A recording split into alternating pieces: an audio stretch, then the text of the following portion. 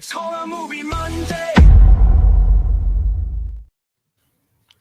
What is up? How you doing? I am your host OGP, and I'm joined by my co-host Lex Luthor over here. Lex Luthor with the with the bald head and the teeny tiny. Does that work? Headphones. I guess so. My Bluetooth broke, so I'm using this headset that I'm not used to, but I like wearing my hat. Ah. Yeah, well, I would say go buy another one, like a bigger headset, kind of like what I've got. You can get them for like somewhere in the $20-something range, but for a cheap pair that's a little bit bigger. But with the impending end of the world, why bother, right? That is correct. That is correct.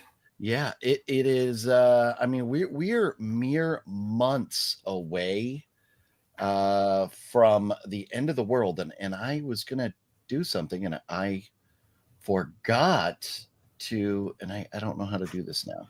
Well, it's the end of the world as we know it, and I feel fine. That's right.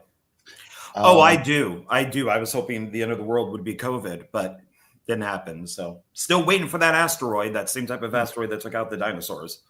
Well, this is interesting. This is interesting what we've got going on here. And I'll try and see if I can actually share this now. Window, tab, window. Look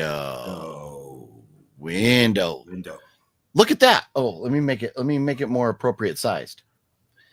We scrolled down really quickly. I'm off to a swell start. Come on now. What happened here? Futurism says scientists suggest test to see if large object headed toward Earth could be an alien spacecraft.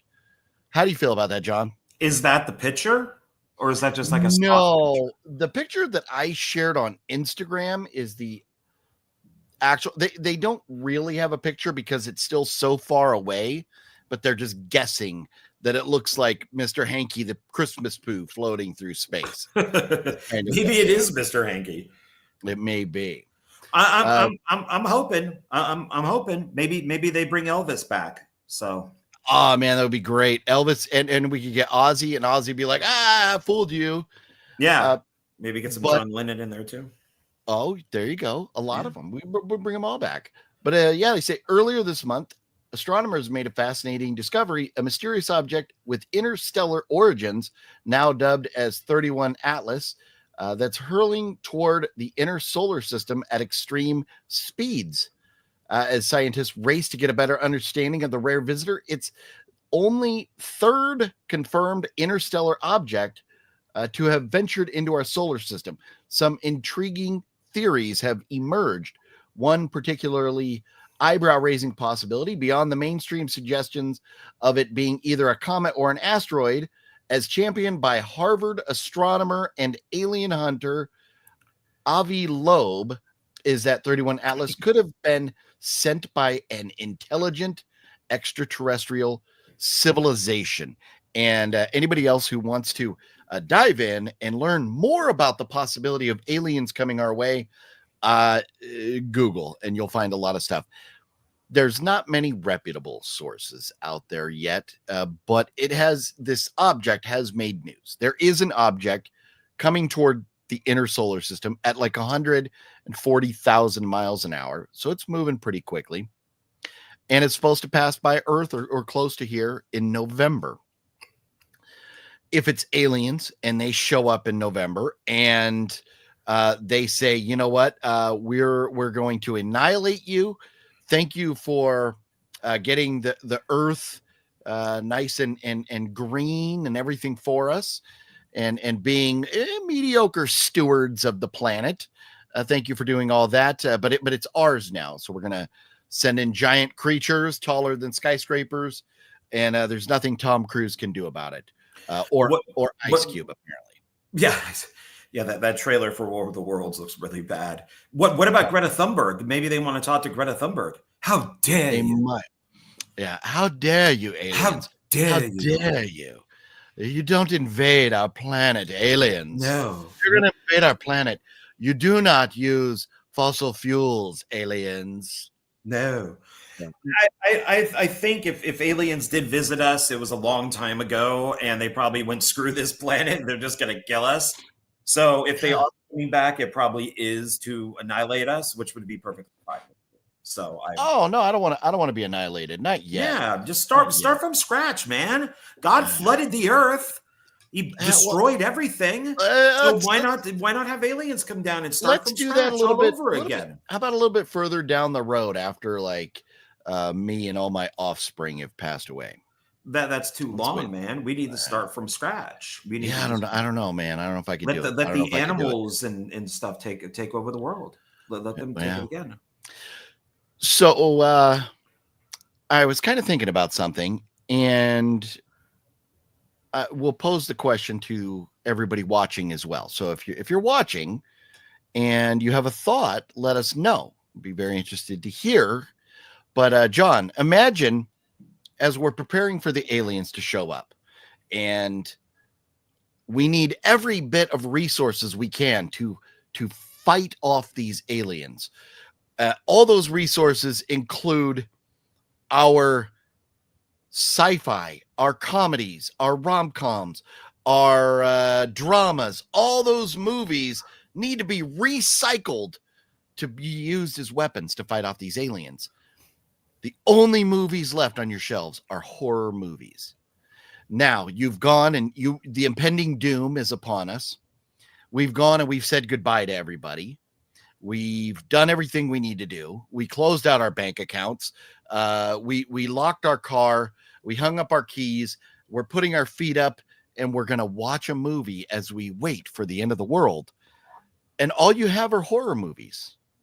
What are you going to watch? If you had one movie, do you know what it would be, John Ward? Just one. Just one, huh? Just one. Just one. Well, let me think for a second. Do you know yours? I'm hung up. It's tough. If I had to flip a coin right now, I may say X, because it's been a while since I've watched X. It's not my favorite movie of all time, but today I'm going like, I'd like to see X again. I loved that movie. I also have a very nice 4K copy of The Substance. I would like to watch that again.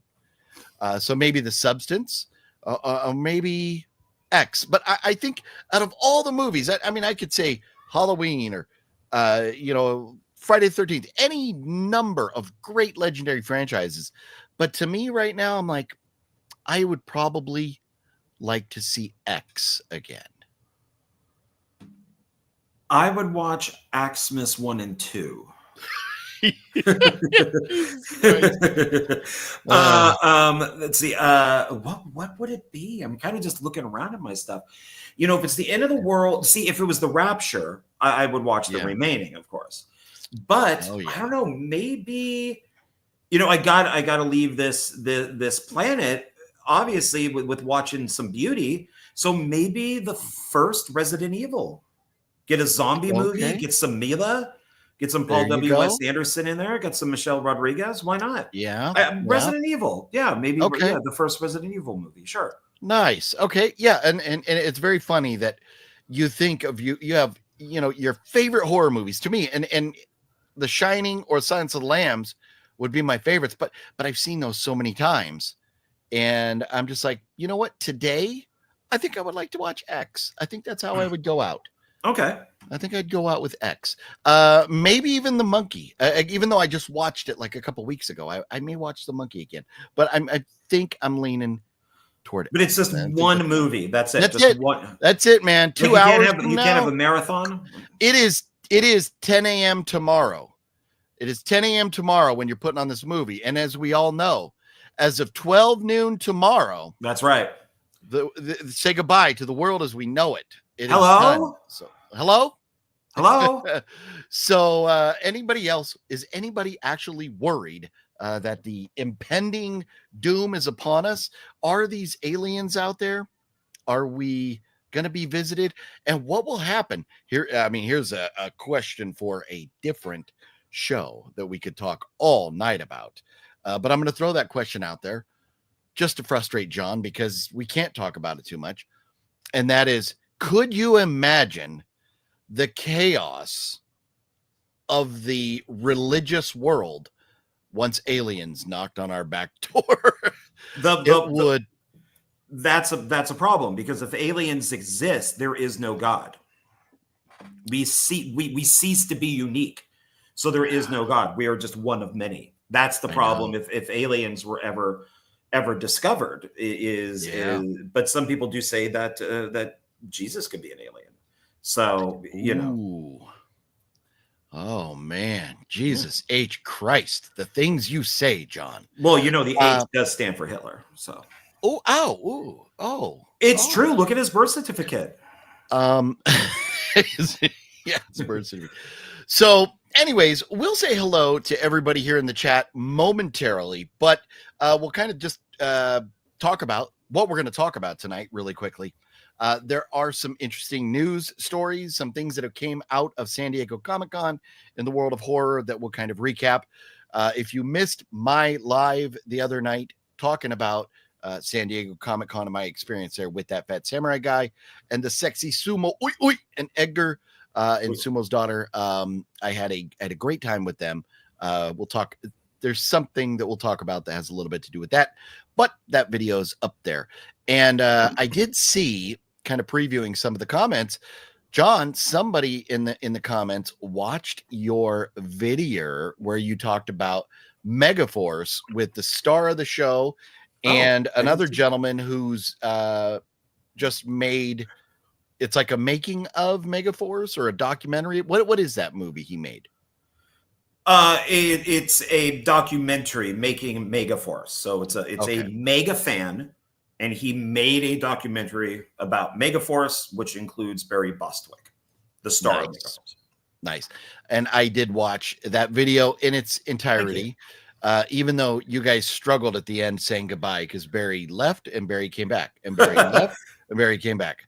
It was funny, but I had a great time with that. That was a fun interview you had with them. That is available on John's channel. You all can check that out. It's great hearing him swearing because he can't get off of it. So he's like, "How the fuck do I get off this thing? Why can't I leave you guys? You know, why am I still here?" Yes, that was very funny. So there's nothing big coming out in theaters this week. Last week we had also nothing much except for Fantastic Four. We will talk about that, or John will a little bit. In a few minutes, but we're going to get to some other things first. But John went and saw it. I have not. And I was going to go see The Home with, what's his name? Peter, or no, is it Peter? What's that guy's name? The guy that I don't like. Doesn't it start with a P? The guy from SNL who's in that new movie, The Home. Oh, from Bodies, and somehow keeps getting all the hot Peter, chips. Is it? Whatever that guy's name is. Not a fan. But anyways, I was going to go see that movie, but it wasn't playing in theaters near me. And then before I could decide whether I was going to drive 30 miles to the closest theater that had it, I saw that it had like a 26 on Rotten Tomatoes. So apparently that movie sucks. And I'm not a fan of his. So there's no way I was going to drive like in Southern California, 30 miles. That's like an hour. So I wasn't going to drive that far to see him. Pete Davidson. So it is Pete. Yeah. So Pete Davidson. I wasn't going to drive an hour to see a movie with that guy. And it looks like I dodged a bullet because it has terrible reviews so far. And then this week coming up, man, this is like, we've hit like a couple week dull spot. Man, I think I listed some on my calendar here. I know I'm really looking forward to Tron Ares. I think that may be the next big one, but that's so you know what, coming up this week, and I'm all thrown off because I can't use, my tabs are all different because I have my screen ready to share. But this week is The Naked Gun. So comedy fans will be able to go see Liam Neeson and an old unmakeup looking Pamela Anderson in The Naked Gun. And I've heard early reviews saying that it's pretty fun. I don't know if I care enough to go sit down and watch it. It's comedy. It's not for me. But then the week after we have, I think it's the week after, right? August 8th. So next week we get Weapons. Weapons is the one where all the kids disappear early in the morning. That one looks pretty interesting as far as horror movies go. Then we have Together coming up. We are looking forward to Together, right? That will be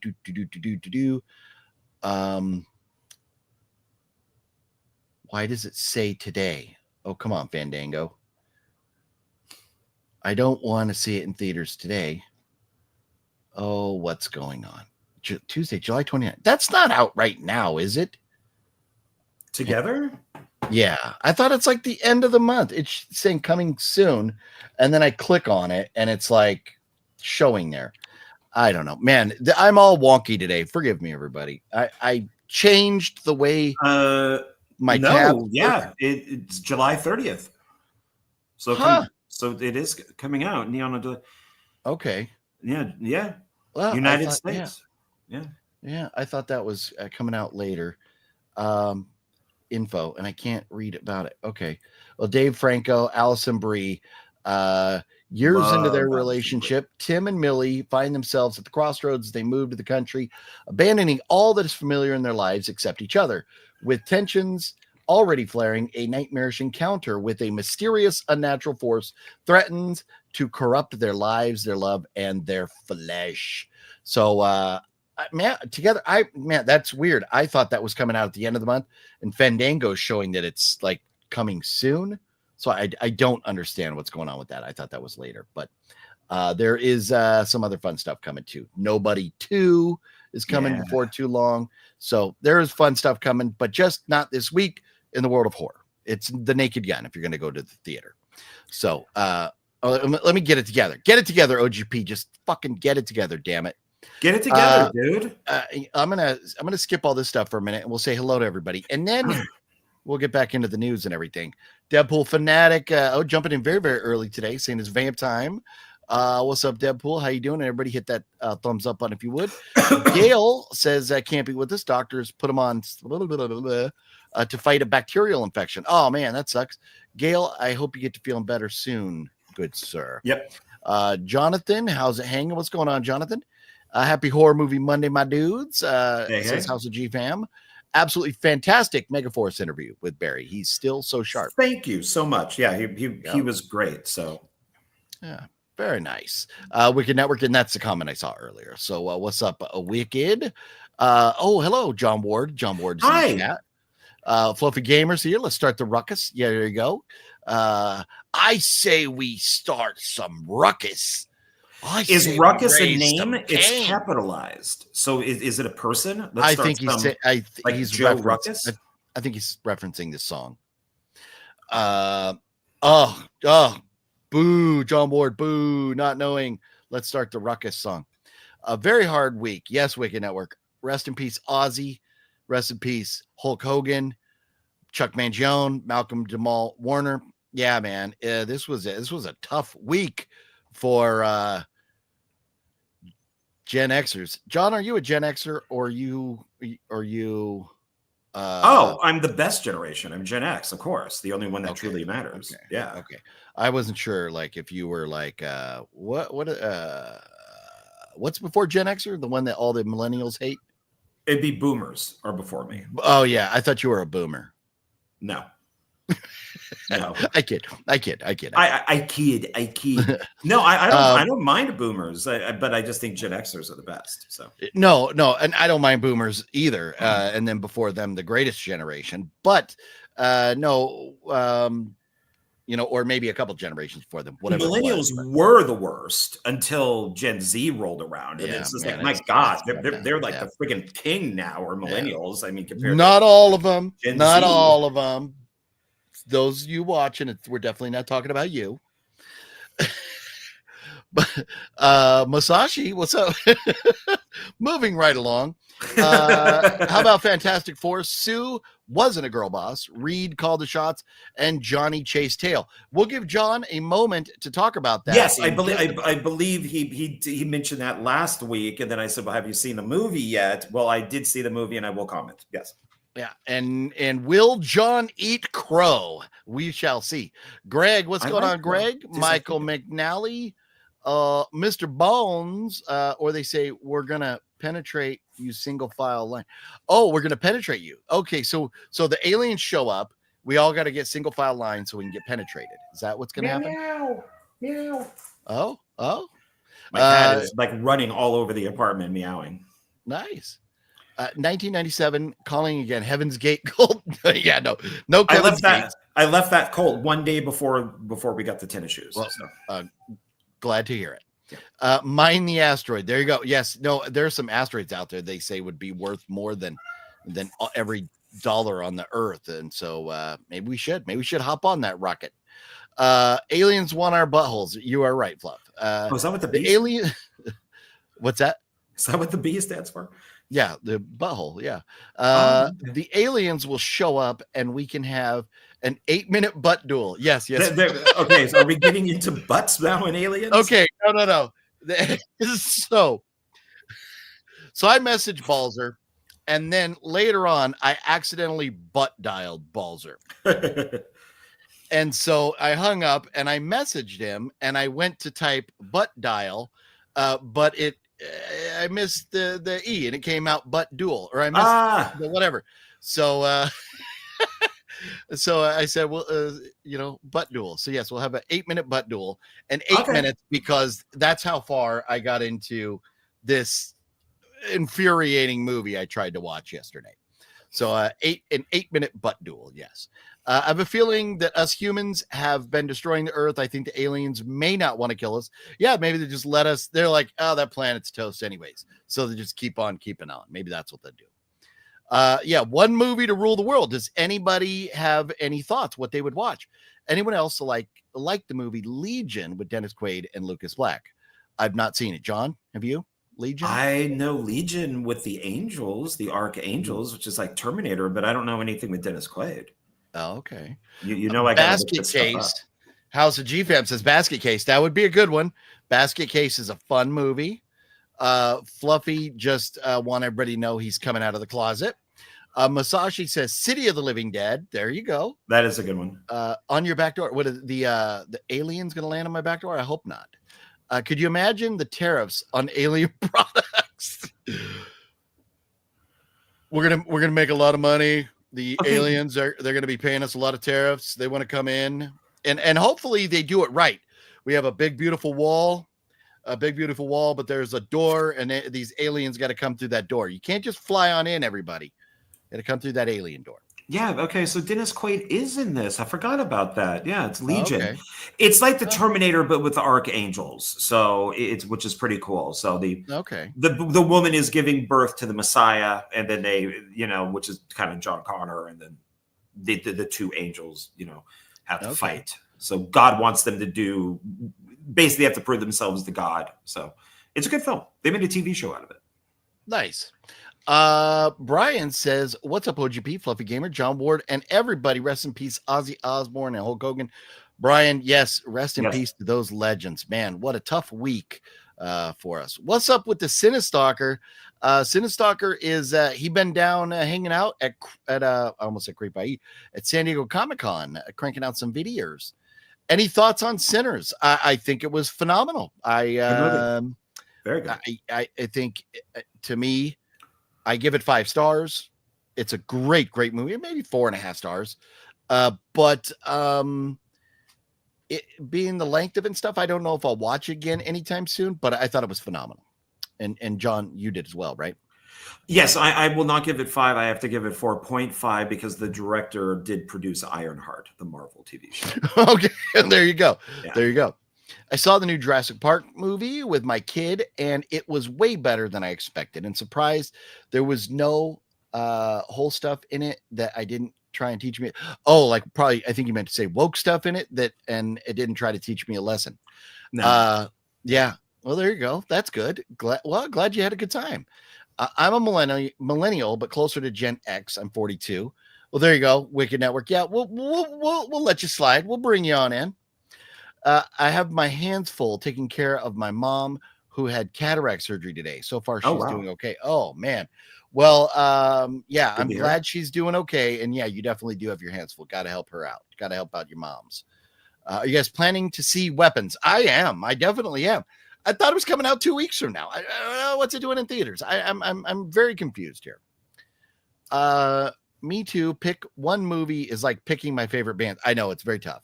It's very tough. End of an era for us, childhood heroes. Yes, man. Ozzy Osbourne to me, and I guess maybe before we move on, John, we should because since last Monday we did lose all these icons, and Ozzy Osbourne to me, I just remember growing up with Ozzy, always on in the background with my dad being a huge rock and roll fan, and he was like in a band and he was a DJ and different things.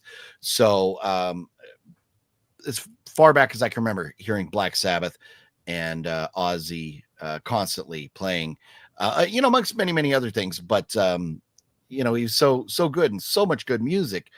I have very fond memories of my childhood being at like sporting events, tailgating before and stuff, and then hearing, barbecuing, smelling the barbecue, throwing a football around and hearing Ozzy in the background. That's like my core memory for me. So I just, man, hearing Ozzy pass, that hit hard, man. I don't know him personally. None of us do. I mean, Sean Clark did, but I don't think Sean Clark's watching. But none of the rest of us knew him. And it hits very hard. So thoughts on Ozzy passing, John? I dated a girl who loved him. I mean, this is back in the days of cassettes. She had everything that he did. That's kind of how I discovered him, was through her, because I thought the covers look cool. Blizzard of Oz when he's on the floor, and I think he's got like the crucifix and he's holding it up. That was pretty cool. I did get to see him in concert. I went to Ozfest, but it wasn't for Ozzy. It was for Rob Zombie. I'd already seen Rob Zombie twice, and I wanted to see him again. So I went with a friend of mine, and we'd seen everybody who we saw, System of a Down and stuff like that. And Ozzy, was the main guy, so he was last, and so we stayed and watched Ozzy. So at least I can say that I've seen him live. Nice. It is a drag, and that he did pass. But I have to admit, Ozzy's never been one of my favorites. But I would put him on a thumb drive in the car, like a greatest hits. Okay. Just kind of have that in loop going around with AC/DC and Metallica and Judas Priest, that type of stuff. So, but when I hear him on the radio, I don't turn it. So I like him. It's nice. It's very unfortunate, especially for his family. So. Yeah. Well, and so for me too, more recent memories of Ozzy, watching with my family and even owning the Osbournes, at least 1 or 2 seasons of the Osbournes TV show. Loved that. And then some of the shows with where Jack and Ozzy's world tour, stuff like that. He did a lot of fun stuff, in the last 20 years, and really enjoyed that. But for me, I try to think, if there was an artist that I liked more songs, like Ozzy, I got to say I don't know how many songs are in his catalog, a lot, but there's got to be at least 30 songs from Ozzy that I'm like, put this on and I cannot turn it off. I have to finish that song. I don't know that there's another band that has as many songs as Ozzy that I'm like, nope, if it comes on, I'm listening to this the rest of the way. I don't think there are. So he is,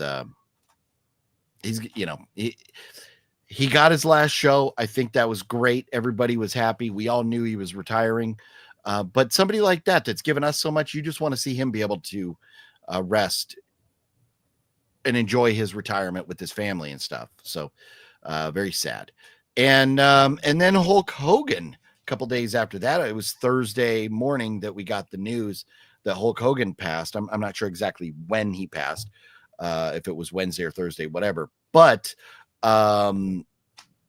man, Hulk Hogan. I remember growing up and my dad taking me to a wrestling, like a WWF event, and seeing Hulk Hogan in person wrestling. And, and he was just like a larger than life figure, like so many of those wrestlers from the 80s and early 90s were. And maybe people look at wrestling like that still, but I don't. So I don't know any wrestlers nowadays. But man, Hulk Hogan, I don't know the WWE or whatever they're calling it now would be what it is today without him. He's had controversy. Ozzy had controversy, but I don't think this is the appropriate time to talk about, his faults. We all have faults. We all make mistakes. I think it's messed up that he apologized and somebody recorded him without him knowing it. And granted, the things that were said should not be said, but he made a mistake. Somebody recorded it without his knowledge and put it out there, and he got canceled. And he did apologize, because we all do stupid crap, as I'm sure you could go back and look at any of these videos with me, and I probably said something where one person went, "Oh crap, really?" Yeah. So it's unfortunate, and I've never been a big wrestling fan. I mean, I know who some of these guys are, but I loved him in Rocky III. He was one of the best things in Rocky III. Yeah. So, and it would have been nice to, maybe have him reappear in like one of the Creed movies or something. But, it's all these guys are, it's unfortunate. So, yeah, no. And you're right. And he did the right thing after he made a dumb mistake, and then he did the right thing. He apologized. The reason that, certain people are not giving him or accepting the apology is because he was a vocal Trump supporter. You have, and I understand that's why a lot of people are not accepting or not letting it go. You have a guy who did the same basically thing that Hulk Hogan did, used the same word, and is now one of the biggest music stars on the planet. Everybody forgave him. They pulled his music off the radio. He said, "My bad. I'm sorry. It was stupid." A couple months later, boom, he's back. I thought about taking my wife to go see him when he came to concert. Who's that? Morgan Wallen. Tickets were $500 a piece. What? He's on the same level as Taylor Swift. He's on the same level as the Rolling Stones. Or Paul McCartney. Some of these bands. I'm talking. How dare you? How dare you? I'm talking as far as the price to get in to see him. I'm old enough to remember when tickets were $20. Oh, no, dude, believe me, when I went and saw AC/DC in the early 90s, yeah, the ticket was like $35. So, yeah, it's just crazy. But we forgave him because he wasn't campaigning for Trump. So I wish they would let all that go and just let Hulk Hogan's family. No. They won't. And I've seen a ton of videos where people have said, the left are like, you took the wrong guy. Why aren't we getting orange guy? Why couldn't it be orange guy? You keep getting the wrong people. And it's like, so you're bashing a guy who just died, and then you're wishing death upon somebody else just because you don't agree with that person's politics. It doesn't make any sense. No, it's not right. It's tough. It's the world we live in, and it kind of sucks right now. But anyways, yeah. So I mean, losing legends like that is very tough. And this is Horror Movie Monday, so I do want to talk horror movies.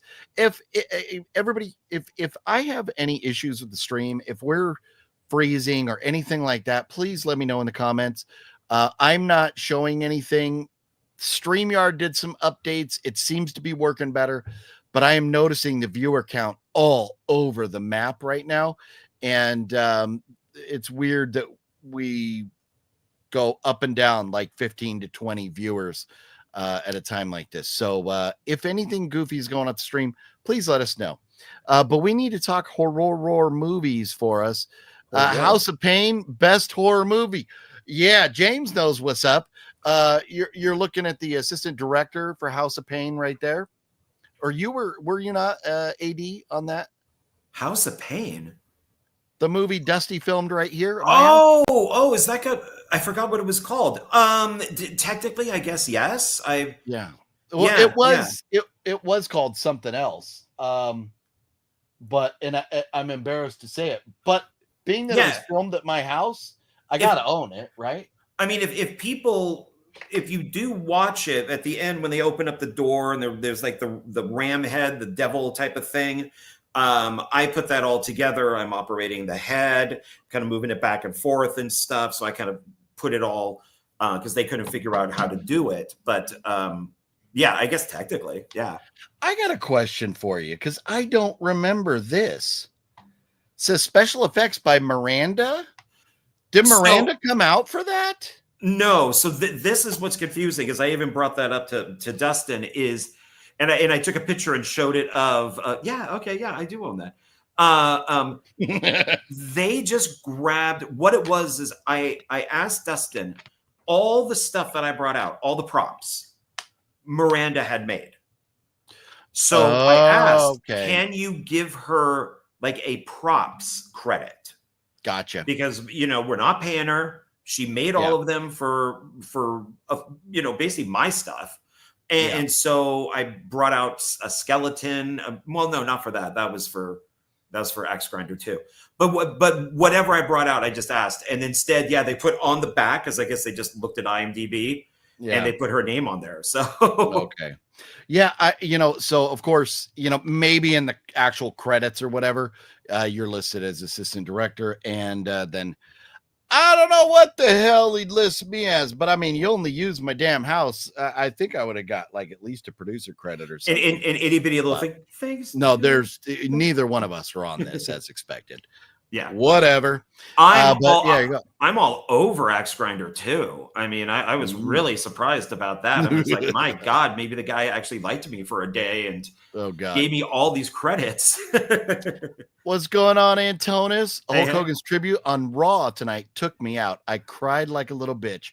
Oh. Yeah, you know what, Balzer? We all have those heroes or those people we're fans of it, and I'm telling you, man, the day I found out Ozzy passed, it was like it kind of took me back. But the next day, I was listening to his music and watching videos, and then there was on YouTube, whoever runs Ozzy's channel has been releasing a lot of the Osbournes episodes, or like behind the scenes of them just interviewing the Osbournes and stuff, and sitting there watching some of that stuff, man, got me choked up. But I get it, man. Sure. I get it. John's rest in peace, Thunder Kips. I don't know what that is, James. Let's see. My Gen X childhood got its ass kicked with loss of Ozzy, and Hulk was a very huge Randy Savage fan. Oh, well, no, I mean, man, you think about all the professional wrestlers from the 80s and early 90s that are no longer with us. Man, I mean, drugs, steroids, things that were being put into their bodies really kicked their asses. But I give Hulk Hogan credit where credit is due, because without him, pro wrestling would not progress and be what it is today. You're 100% right about that. Yeah. Let's see. OGP, are you going to see the Wizard of Oz at the Sphere? I don't think so, NG. I don't have any plans to. I didn't know it was going to be at the Sphere. That if I was going to go see something at the Sphere, I would want to go see something that I think would be really cool, like if Pink Floyd were in concert there, or something like that. Or I mean, I don't know, something. I don't think it would be a movie per se. I thought he misspelled wizard. And I was going to go, are they playing Pink Floyd's Dark Side of the Moon along with Wizard of Oz? And then I realized, Wizard of Oz, Ozzy Osbourne. Okay. Are we talking an Ozzy thing? I think, isn't that what that is? That's Blizzard of Oz, right? But is it that's why is there two Z's, or is it an actual misspelling? I don't know. I don't know. If they are playing Wizard of Oz at the Sphere, they better be playing it with Dark Side of the Moon. Otherwise, maybe it's like I thought maybe it was a tribute thing to Ozzy Osbourne. That's why there's the 2 Z's. Oh, maybe there is. NG, is that what it is? Is it a tribute? Tickets for concert pro wrestling are way beyond 20. I know the prices are insane. Stream is good right now. Thank you, Greg. Hello, gentlemen, and everybody else in the chat. Brent Mania, what's cracking, Brent Mania? How you doing? Look at this. Look at this. Speak of the devil. There she is, right there. Miranda, who, I mean, credit where credit is due. Miranda made some awesome stuff. It's funny. Her name, I think that's what I was looking for. I think it's over in my Wild Eye Releasing movies out in the living room. But they released Meat Hook Massacre 4. And I think it's starring Miranda. She's dead in the movie. She's dead. Hey, that's you know what? But I think they just looked down and they just saw like Miranda Dudley body, and they just and they just took her name and put it on the back of the box. So now she has 2 credits for nice.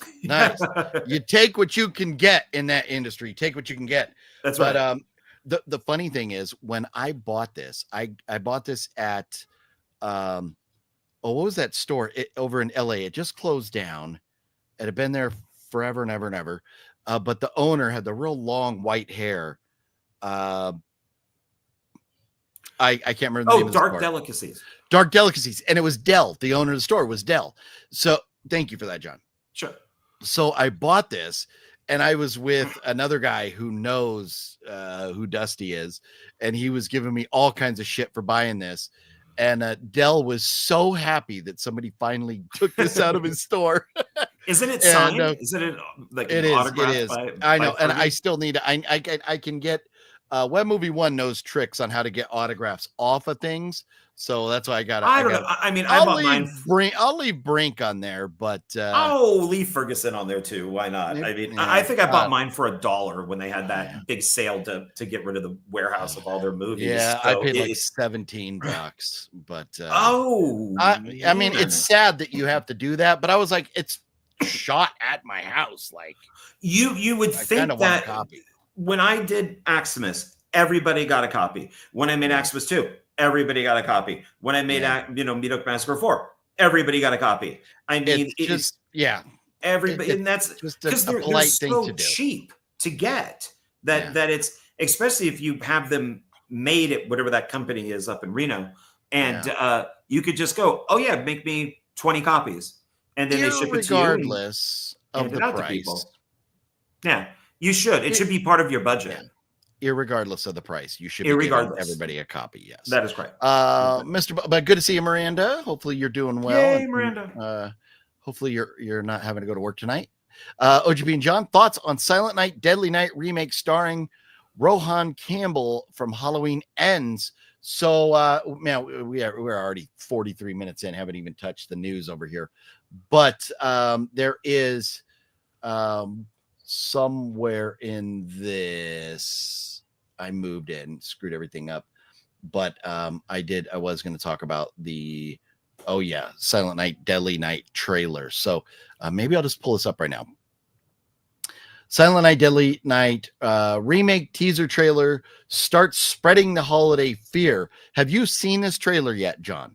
Yes, and none of you could see it because it's in my bedroom, but I have an entire display, a whole wall of dildos, the 2 poster of dildos, yes, and of Silent Night Deadly Night, Silent Night Deadly Night 2. I have all the movies. I got a whole display for them. It is one of my all-time favorite slasher films, like series. I absolutely love it. Aximus 1 and 2 would, Scream and Silent Night Deadly Night, that's why they were made.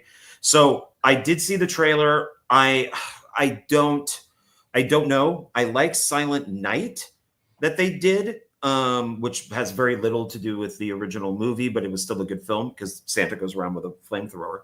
But I don't know. It could be okay. It's supposed to be unrated. It's supposed to be like Terrifier 3. This is my thought on it. The trailer looked great.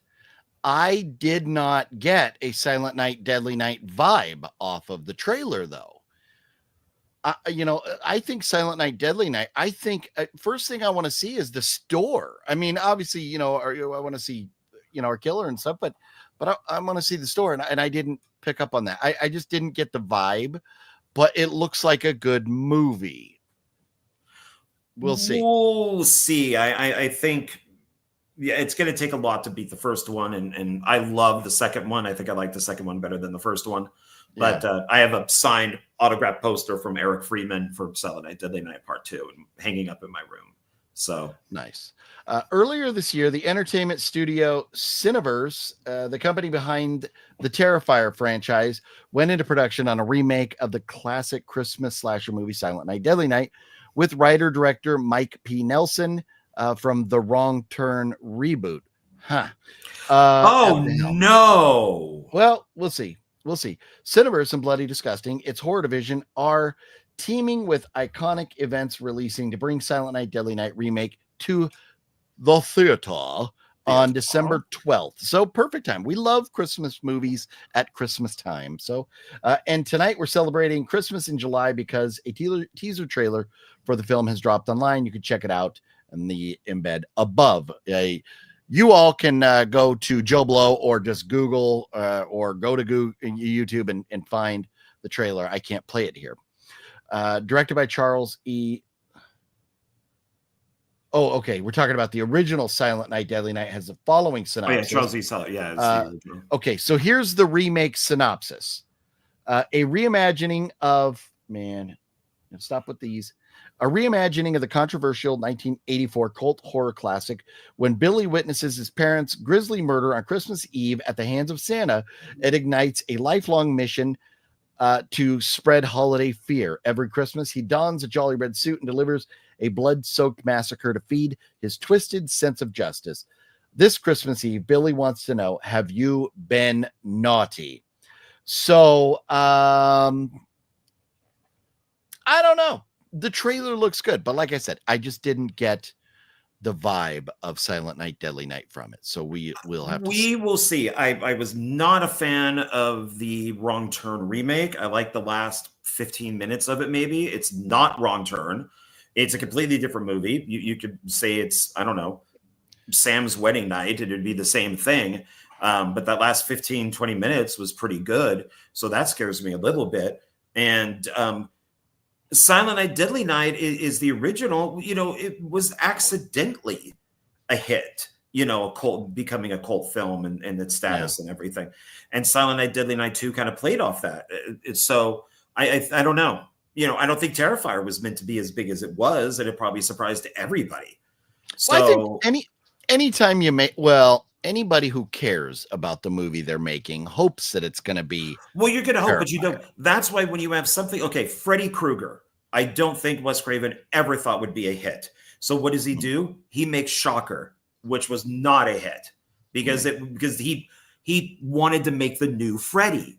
Yeah. So, and when you try to make the new Freddy or you try to make the new Leatherface, it's not going to work because you're trying. That's why Hatchet never really took off because you're trying to make it. And it's just, no, these things have to, they're by accident. The fans have to make it that way. Yeah. Metallica is eyeing the Sphere next fall.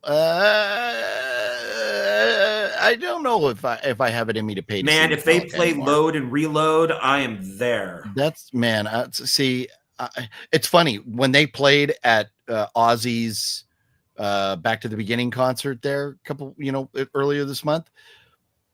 Nothing newer than Justice. They played nothing newer than Justice. So I was like, okay, that's cool. Like they get it. They understand heavy metal fans don't want to hear anything like, especially after the Black Album. We just don't want to hear it. So I think Load and Reload are their best albums. So sorry. Yeah.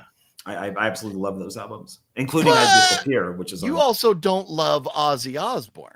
So no, you're not a big fan of Slayer. I haven't really listened to Slayer. So I have a best of. I don't classify you as a metal fan. I think you are definitely a music fan, but you're definitely not a metalhead. I was a new waver in high school, but I was a punk.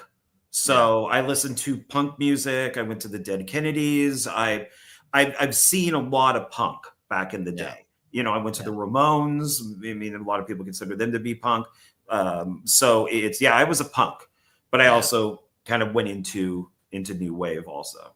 Yeah, I was a blue jean jacket wearing metalhead in high school. But I went to a bunch of metal concerts. I mean, I've seen Iron Maiden, AC/DC. I've seen like AC/DC. I saw for Who Made Who. I've seen a ton of them because all my friends were in the metal. So I'd be the only punk sitting there with like this mohawk on, you know, with like the military jacket. And I'd be sitting there at an AC/DC concert. You know? Nice. Yeah. But you know, anyways, I don't know. I maybe I see Metallica at the Sphere. Those tickets are probably going to be $300 a piece or more. So I can't see myself ever spending that to see Metallica. Balzer, I don't know. To answer your question, John Ward OGP, have you two seen Flesh Eating Mothers 1989? I don't think so. Doesn't sound I know of it. I think it's Trauma. I could be wrong, but no, I know of it, but I haven't seen it. Usually you get an autograph of something has to be glossy photo. Brent Mania. Oh, talking response. Hulk Hogan's tribute Friday had made me cry. I'm a Hulkamaniac. I collect Hulk Hogan stuff. This was a kick in the gut. I mean, it's not as worse as losing a friend or a family member. Very, very true, but definitely a kick in the gut. And so I don't follow your next comment there, Brent Mania. I apologize. Let's see here. OGP, speaking of trailers for new films, I am looking forward for Hell House LLC Lineage. I just rewatched the trailer and it's just off the charts awesome. So I have not seen that whole franchise. John, are you familiar? Have you seen the whole? I mean, obviously you're familiar with Hell House LLC, but have you seen the whole franchise? What is there, like 4 or 5 films now? Yeah, I maybe seen the first one. Yeah, I don't think so. Yeah, I own. Well, I think I don't know where they all are. Everything because I moved all my stuff. Oh hell no. Maybe I don't own any of the Hell House movies. I guess I don't own Hell House LLC. Add that to the list. Zero. Yeah. I just wasn't. I mean, it was okay, but I just wasn't the biggest fan with them. So I don't know. The new one looks exciting, and any new horror movie is great, and I definitely want to try and give it a shot. I hate that Hatchet never took off. Gets no love, but everyone loved Terrifier. It's the same bloody killing shit. Yeah, you know, and the first Hatchet is fun. You know, down there like New Orleans, it's swamp and stuff. It's a fun movie. I like them. I own them all. It just never took off. It just. Yeah, I just think it's one of those things where they wanted it to, and that was the problem. Yeah, I think you're right about that. I feel Shocker got a cult following when it went to video, and the movie soundtrack is just killer. Oh, the soundtrack is very good. Yeah. See, Slayer is life, says House G Fam. Agreed. I don't know. I love Wes Craven Shocker. Yeah, there you go. That's average $200 to $300 for Metallica tickets. And if anybody knows, Nocturno knows. Nocturno goes to all kinds of concerts. What's up, Nocturno? Yeah, see, and that's I can't see myself dropping that kind of coin to see Metallica. Slayer in a minute. If Slayer ever came back and played the Sphere, step aside, everybody. I'm going. But we'll see. I don't think it's going to happen. Sorry, they get an autograph off something. We're talking to get an autograph off. I'm talking about as far as getting the autograph. Okay. Maybe there's there's I don't know. There's some trick that Web Movie One knew. John's Gone Punk. I always pin you as a Ducky from Pretty in Pink. No, I was never Ducky. No. So. What is okay? I remember the movie Pretty in Pink. What was Ducky? I don't remember that well. John Cryer, who was in love with the Molly Ringwald character. He was like a total simp to her. Okay. So he had his hair all up, and he had like a kind of like it was like a fancy jacket, something maybe like you get from Goodwill, but it's not like a normal jacket. It's you can almost see like somebody from like a band in it. And he was absolutely in love with her. But no, I was a in high school, I walked around with it was blue jeans. I had boots some of the time, and the army jacket. And if my mom, when I had hair, it had the white streaks. Well, the one white streak from Road Warrior was in it, because I was absolutely in love with that film, and that's where I became a huge Mel Gibson fan. So no, I listened to punk all the time, and my friends hated it. So, but I was a huge Oingo Boingo, Adamant fan, Beatles. So it was all my friends. I got to go. Monkeys are always my favorite band. But Monkeys are punk. Monkeys speaking are punk, of monkeys, man. yeah. Speaking of monkeys, the Monkey streaming on Hulu begins the first week of August. So if you have not had a chance to see the Monkey yet, on Hulu, the first week of August 7th. Great movie. So you'll have no excuses after that. August 7th. So you're just over a week away from being able to see this little devil right here. And such a good movie. I highly recommend it. Yeah. The new Friday the 13th film and video game are in early development. They announced at San Diego Comic-Con, and they shared, do they have a picture of it again? That stupid looking Jason Voorhees mask. It looks so dumb, the new one. And they shared it up there, and they're like, oh, you can buy him, blah, blah, blah, blah, blah. Piss off. Make a mask and reveal it in the movie. I don't want to see what it looks like ahead of time. I want the reveal in the movie. But it would probably be on the poster. Maybe, or like a variant of it or something. But then you would say it doesn't look like it does on the poster.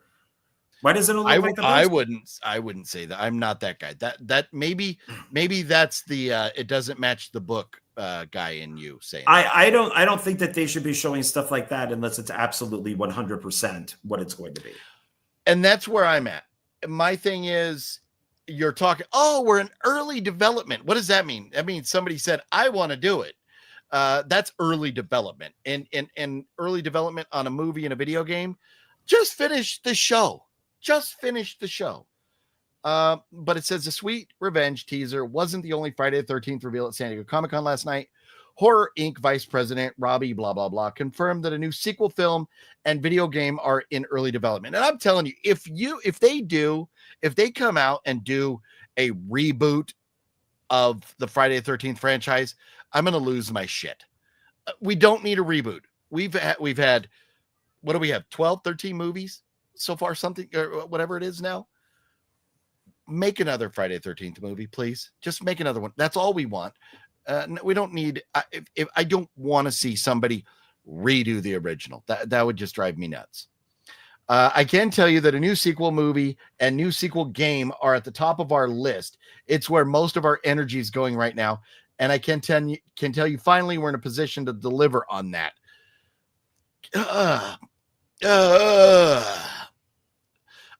Friday the 13th news is great, but give us news when it's news. This is like Robotech.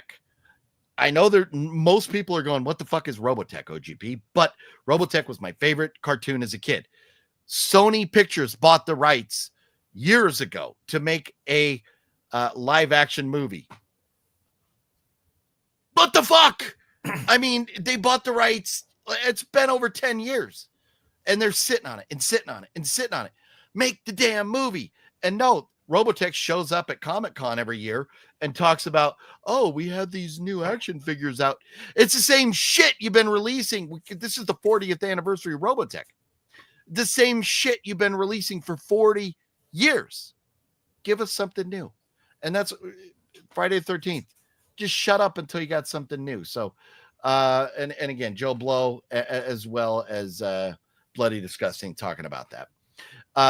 Welcome to Derry. We watched the first 10 minutes of the It prequel series at Comic-Con. So that's coming.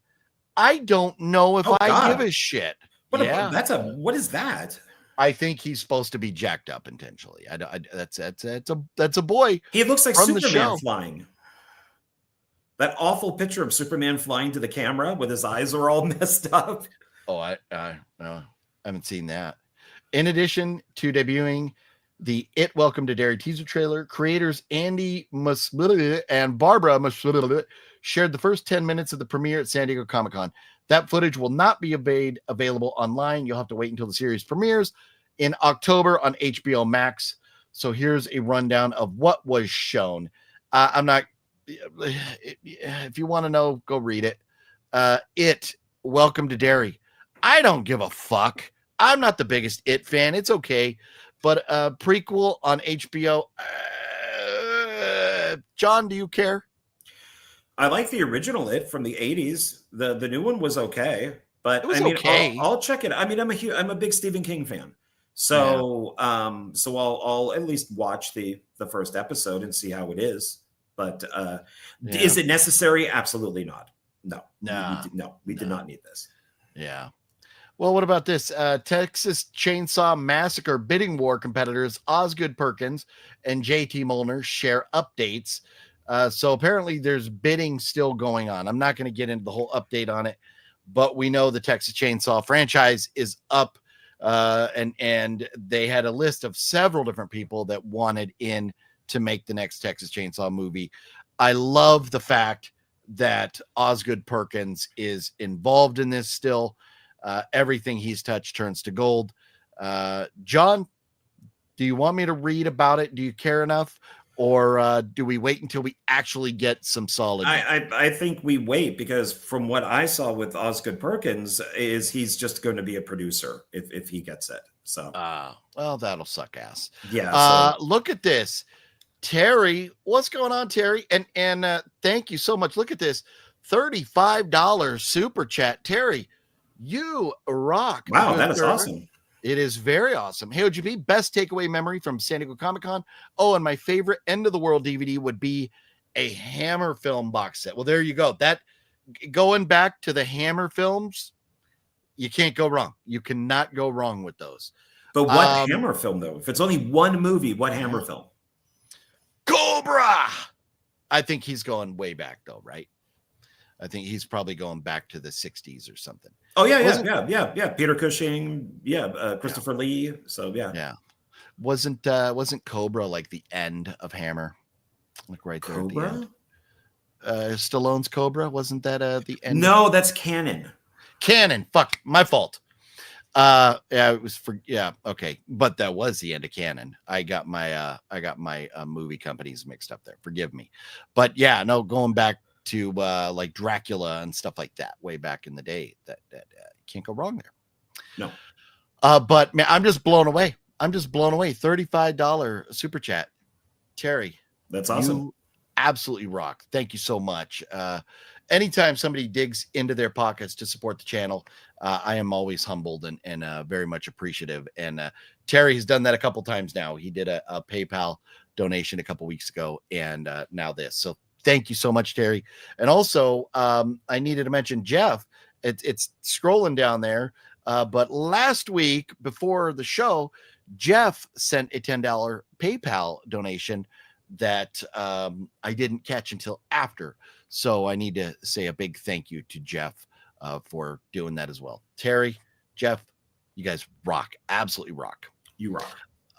Let's see. 1990 It fan for life. Ain't no one better than Tim Curry as Pennywise. I agree. Kenny's Movie Palace. What's up? Hello. How you doing, Hello. Kenny? Looks like Kenny's watching on your channel over there, John. Oh, sweet. Thank you. Yeah, very cool. And if I missed any comments, I apologize, everybody. We're going to actually try. I mean, we're already over an hour. We're going to try and get through the first 15 minutes of news, an hour and 3 minutes in here. So forgive me. But thank you again, Terry. The Strangers Chapter 2 director, Rennie Harlan, calls the film a town invasion story. And I can confirm that Rennie Harlan did call it a town invasion film because I was at the San Diego Comic-Con panel where he said that. And that brings me, I need to answer Terry's question. Favorite memory from San Diego Comic-Con. For me, it would either be sitting in the same room and looking at Rennie Harlan, knowing all the different things he's directed, or sitting in the same room, pretty darn close to David Dastmalchian, knowing I love Late Night with the Devil, but the fact that he's in the new Dexter show as well as Dune and Suicide Squad and everything else that he's done. Love him, and being in the same room as him was very cool. But maybe my favorite moment as far as just in general would probably be the panel that had, and I'm gonna draw blanks on their names right now, but the panel that had the new Captain America guy in it. What's his name? Oh, Mackie. Yeah, Anthony Mackie, right? And I got to go to IMDb and look because I just suck. Oh, look at this. So Anthony Mackie, where is the show that he's in? Twisted Metal. Yeah, they actually had. Yeah, there it is. Right there. Oh, I love it. I love that they showed that picture of him because he said that he thought he looked like what's his name? The guy that goes, "Oh, hi, Mark." From the room. Tommy Wiseau. Yeah. Yeah. He said he thought he looked like Tommy Wiseau in that wig, which is funny because he's always bald. But so Stephanie Beatrice, Anthony Mackie, Joe, I think it's Sanoa is how you pronounce his name. And he's all the way down here. Where is he? Where's our other friend, Anthony? Maybe he's not. Maybe I got to click on the, this one here. Oh, they're killing me here. And it's the other Anthony. Oh, son of a bitch. Well, whatever his name is, but he's NoHo Hank in the show Barry, but that guy was there too. So I loved the fact that all of them were sitting there in that room. That was pretty cool. But I had a great time at the 28th annual San Diego Comic-Con Superhero and Kung Fu Extravaganza. That was the panel hosted by Rick Myers, the Kung Fu Santa, and that Fat Samurai guy. Many other people in the panel, but it was the reason we were there at the convention was because of that panel and Fat Samurai guy and Rick Myers being involved in that panel. And or being the panel, they showed so many great clips from movies. I'm telling you, I came home and watched Ghost Killer. If you have not heard of Ghost Killer, it just came out. It's on Amazon. You could stream it. It costs like $5. It is amazing. It is absolutely amazing. I think I gave it 4 stars or 4.5 stars out of 5. It is so good. It's about a girl, and I'm not going to spoil everything, but it seems like she's like talking to herself as she's whooping somebody's ass. And like one of her personalities, she's kicking this guy's ass. I'm going to kill you. And then she immediately switches over to, oh my God, what are we doing? And she's all like scared little girl. And she goes back and forth seamlessly. It is amazing. You watch the story and there's a lot more to it. But I highly recommend Ghost Killer. It's a Japanese martial arts film. Very, very, very good. That was one of the films that they showed clips for, but so many great martial arts movies that are now on my list that I have to watch because of that. So lots of great moments actually there from Comic-Con. But thanks again, Terry, for the super chat and the question. So Strangers Chapter 2. So and I'll just quickly mention on the Strangers Chapter 2. So Rennie Harlan was talking about it, and it's very funny because the first one sucked and everybody knew it. So they talk about how Rennie went back and added stuff to Chapter 2 to make it better, or give more about the killers or whatever. I think they panicked after the first one, and maybe as a result, at the panel at San Diego Comic-Con, Rennie Harlan, the lead actress, whatever her name is, who turns out I don't know if she is, but she came across as a real bitch. And then one of the producers, it was 3 people on a panel. They had great people that I would have loved to have seen there. Like the guy that plays in The Night Agent. I would have loved to have seen him, but only 3 of them showed up. And somebody asked the question, what was your favorite moment of filming? And they posed the question to all 3 people on the panel. Rennie said something, the producer something, the girl there. I wonder if we get her name in here somewhere. Madeline Petch, who was also in like Riverdale, like a lot of Riverdale. Madeline Petch, the redhead who survived the first one. She goes, my favorite part of filming was when we were done. The audience was stunned. We all sat there in silence. And even Rennie looks over at her like, what the fuck? And she goes, that's it. That's my answer. When we were done. Wow. She must have been a pain in the ass to work with if that was her attitude. I felt so bad for Rennie Harlan. I mean, he's a great director with a great resume. And he's dealing with chapter 1, which was a bomb. And apparently they filmed chapter 1, 2, and 3 all simultaneous. And now they've gone back and done some reshoots to tweak chapter 2 because they knew what they had after chapter 1, it was probably going to bomb as well. So they showed us 3 clips from the movie that are not in the trailer that the public cannot see. But if we were at San Diego Comic-Con, if you were there, you got to see 3 clips from the movie. And I'm showing nothing now, but there is definitely a lot going on with the town, and you don't know who you can trust, or you don't know who the characters can trust. It's not a home invasion film. Strangers Chapter 2 is not a home invasion film. So there's a lot going on. There is a scene that they showed us where me and Fat Samurai Guy are like, are they ripping off The Shining? Because that looks exactly fucking like The Shining. And I'll spoil it. Somebody hits an axe through a bathroom door, and then a face comes through the hole in the bathroom door. The girl's in the bathroom screaming. And then she hops out a window. Whoa, it kind of sounds like The Shining, right? It's not a ripoff, it's an homage. Well, and that's basically what Rennie said. Because they took questions because they didn't have enough panel members to talk and fill up the whole hour. So they took questions. A panel that size should never have audience Q&A. They should never have time for it. But somebody asked if it was a ripoff or what. And Rennie's like, he goes, a lot of things have been done. You can interpret it the way you want. But, I'm aware that it looks like The Shining. So it was that blatant. But based on the trailer for chapter 2, I was kind of excited. Based on the scenes that they showed us at San Diego Comic-Con, I think it's going to fucking suck.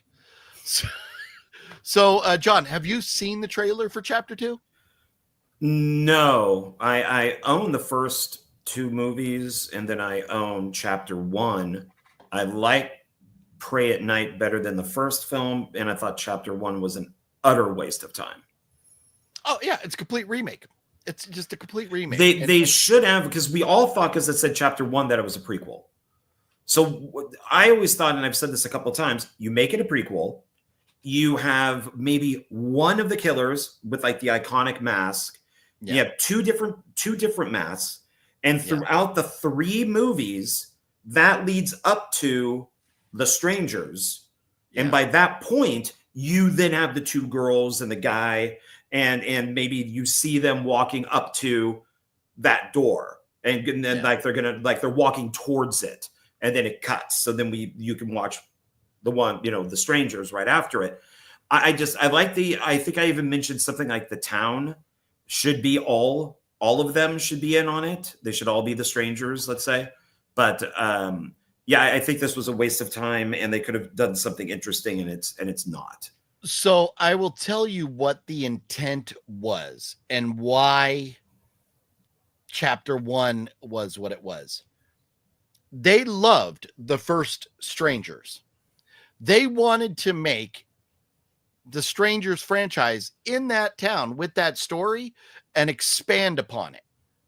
So they went, okay, rather than, because we can't get that same cast and we can't make it look like it happened, the next day or later that night or whatever. Because that cast is older and different now and whatever. They went, we need to redo the first one because we really like that story so we can build off of it. So they intentionally redid the first one to build off of it. So what is really supposed to pull us in is chapter 2 and 3. I was all on board with that, but the clips that they showed us, I was not too excited about. One of the clips, and I won't get into the whole gist of the clip because in case anybody doesn't want to know, but Rennie Harlan wanted to do something artistic. And so he has, I think they said it's an 8-minute long shot without cutting. It's 1 8-minute action sequence. That action sequence was boring as shit. So I think Rennie put too much emphasis on creative camera work and less emphasis on good storytelling. So we'll see. Am I going to go see it in the theater? Yes. Do I think it's going to be good? No. Hopefully I don't walk out. We'll see. So and I will not be seeing it in the theater. Oh. I only watched it because I found the Blu-ray with the slipcover and everything for like $5. Oh yeah. I think it was on Amazon. I don't know why it was so low, but I picked it up that way. So, I mean, I own the other two on Blu-ray, but I just had noted once I found out it wasn't a prequel, I lost interest. So yeah, and that's the problem was it was the same movie as the first one. It was just the same. They should have done something different. Very dumber. Yeah. The two characters, our two main leads, are stupid beyond belief. I really hate when you see it, and they do this in other movies too. They could be in like another country or whatever. You always have the ugly American who goes in and trashes the place that they're in. And I mean trash by saying like talking shit. Yeah. So you have this couple that's from the big city and they end up in this little town and it's like they're making fun of the people that live there. Yeah. Why would you do that? Especially if you need help or you're trying to find some place or whatever. It baffles me that filmmakers still think that that's a good idea to do. Oh, the ugly American goes to, France and then ends up in Hostel. You know, it's like, it's because I don't get it. I don't get it. Yeah. We'll see how it goes. I hope that I'm wrong. I hope that it's good. So we shall see. So I wanted to mention that. And, and I'm sorry, I'll say this last thing about it. It's, if you're now on movie 4. So why not, in Hellraiser, you didn't always have the same Cenobites. You could make toys off of all that stuff. Why are you sticking with the same people in every single movie? Throw a different mask on somebody from time to time. Yeah. Well, chapter 1 it basically is in a universe where those first 2 movies don't exist. So, which is unfortunate because Pray for Night was good. Yeah. War of the Worlds trailer. Ice Cube and Eva Longoria star in Prime Video reimagining of the H.G. Wells story. Apparently, this was filmed during COVID, and that's why it looks the way it looks. See, this is what I don't understand. We were just over 40 viewers, and now we're down at 19. What is going on, everybody? What's going on? Where'd everybody go? This trailer, which we cannot play, it basically looks like Ice Cube's doing nothing but sitting at a computer screen the entire time. And it looks like it was shot by the Asylum. It looks terrible. Until you told me, I had no idea this was a real thing. I just saw that picture of Ice Cube and I went, oh, that's awful looking AI. Why does that look so bad? Is it like a fake movie? But it's a real movie, I guess. Yeah. Ice Cube and Eva Longoria star in the film, which was directed by Rich Lee from a screenplay written by Kenneth Gold and Mark Hyman. This modern day take, I don't know about that, on the Wells story follows Ice Cube, a top security analyst for Homeland Security. Wait, we used security twice there. Screwed me up. Who spends his days tracking potential threats to national security. That's what the movie looks like. It looks like Ice Cube sitting at a computer tracking threats. I think of War of the Worlds. I think of Tom Cruise, or I think giant monsters coming to kill everybody. Not a dude at a computer. Well, I mean, Independence Day was just War of the Worlds. Oh yeah, no, Independence Day. I mean, but like in the original like movies, in the novel, it's a virus and that's why all the aliens died. But in Independence Day, it's a computer virus.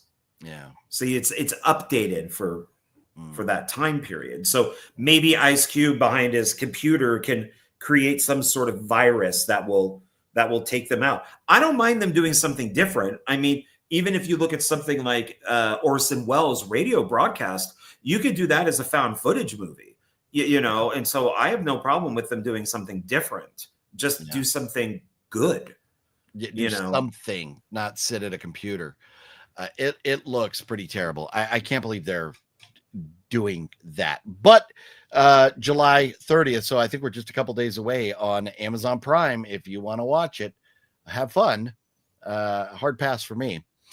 So the thumbnail today was a picture from Dexter where John Ward and I were hanging out with Dexter looking at his blood slides. Yeah, and the new Dexter show, we've gotten 4 episodes so far of Dexter Resurrection, and it is phenomenal. This last episode that just came out may be my favorite episode of Dexter ever. It was so good. And we saw this large cast that was going to be in Dexter. In this last episode, we had Michael C. Hall, Uma Thurman, David Zayas, James Remar, Peter Dinklage, Jack Alcott. Where's the other good names? Where's everybody at? Why are we missing this? Hang on a second. Forgive me. This stupid websites. Why are they not showing here? Where the David Dastmalchian and oh my God, why are they not? I'm just going to show you some pictures because I'm drawing blanks on names because I suck with names, and I cannot believe that they don't have what's her name listed here. Jesus Christ. Her, Kristen Ritter. She's like one of the main stars. They don't even have her listed on IMDb. What the hell? This is seen from it. There's no spoilers here in these pictures on IMDb, but Kristen Ritter, there's Peter Dinklage. He plays a great character. That's Dexter's son. And these are 2 cops that are great. She is hysterical when she is doing her work, trying to figure out who the killer is. She puts on her headphones, and it's "Staying Alive" is the song she's listening to all the time as she's trying to figure out who the killer is. It's hysterical. And then David Zayas. There's our good friend David Dastmalchian from Late Night with the Devil. And Uma right there. She plays a real fucking badass in this. And this is a family here that I don't know where they're originally from or something, but they have strong accents from a different country. And Dexter lives in their basement. This guy he plays a killer because they have a meeting. All the serial killers get together. She's a killer. He's a killer. He's a killer. Wouldn't you like to be a killer too? What's this dude's name? God dang it.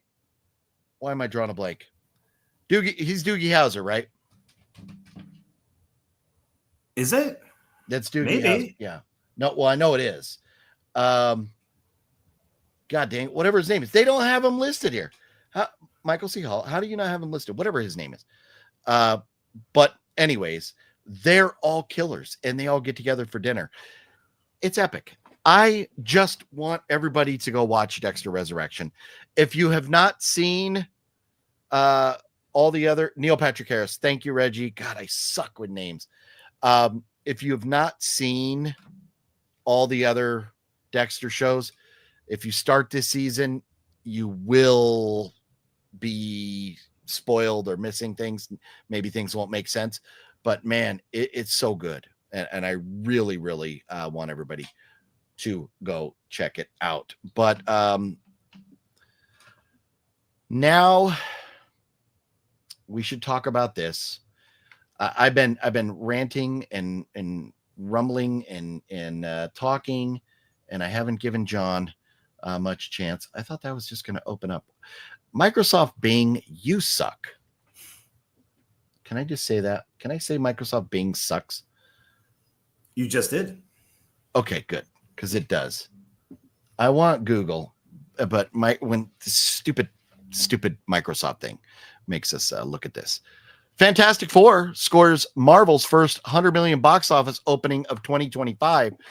A lot of people are saying interesting things about this.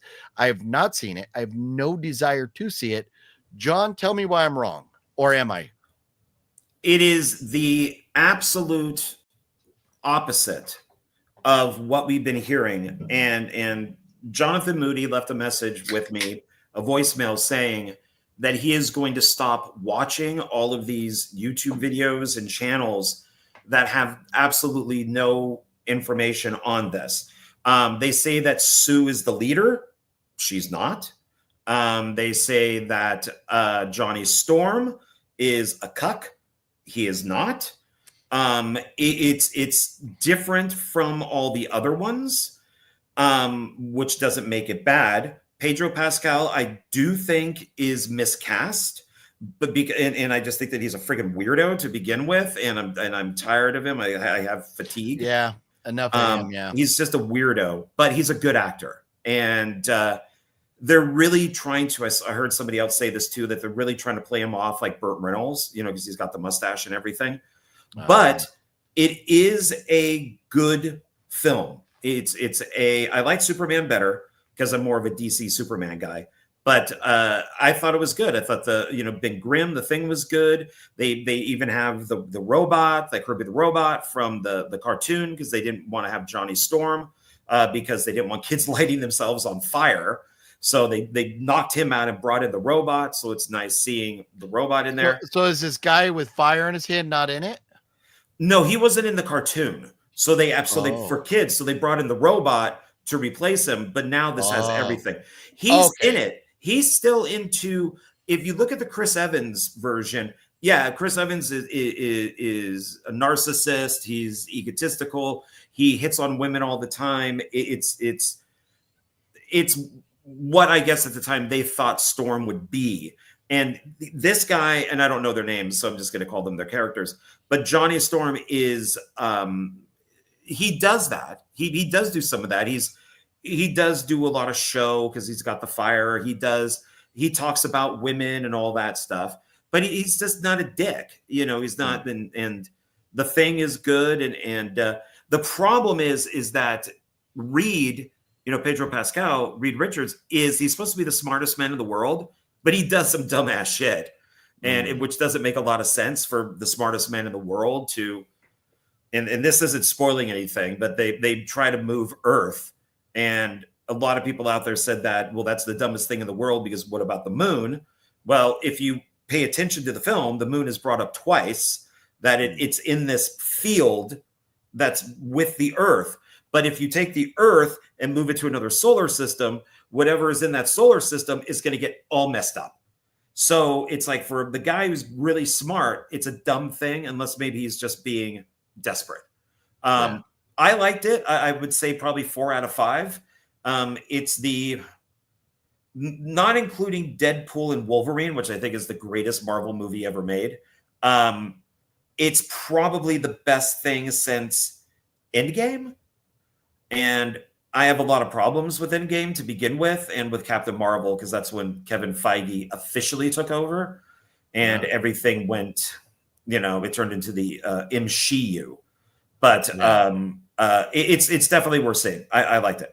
Okay. Yeah. So yeah, and Masashi says respect John for changing your mind. Thank you, Because last week you were killing it, saying what you had heard about it, and it was not that, huh? No, because I mean, she gets pregnant. That's the whole thing. First steps, I guess, would probably be the baby. But that's the thing is Galactus, who looks great, and I forget the actor's name, but the actor who plays him is really good too. He's a Brit. Wants the baby, and he's saying, "Well, I'll destroy your planet unless you give me the baby," because he wants to leave, he wants to retire, and he wants the baby to take his place. And that's the whole thing is they have to then figure out how to stop Galactus from destroying the world without giving them their baby.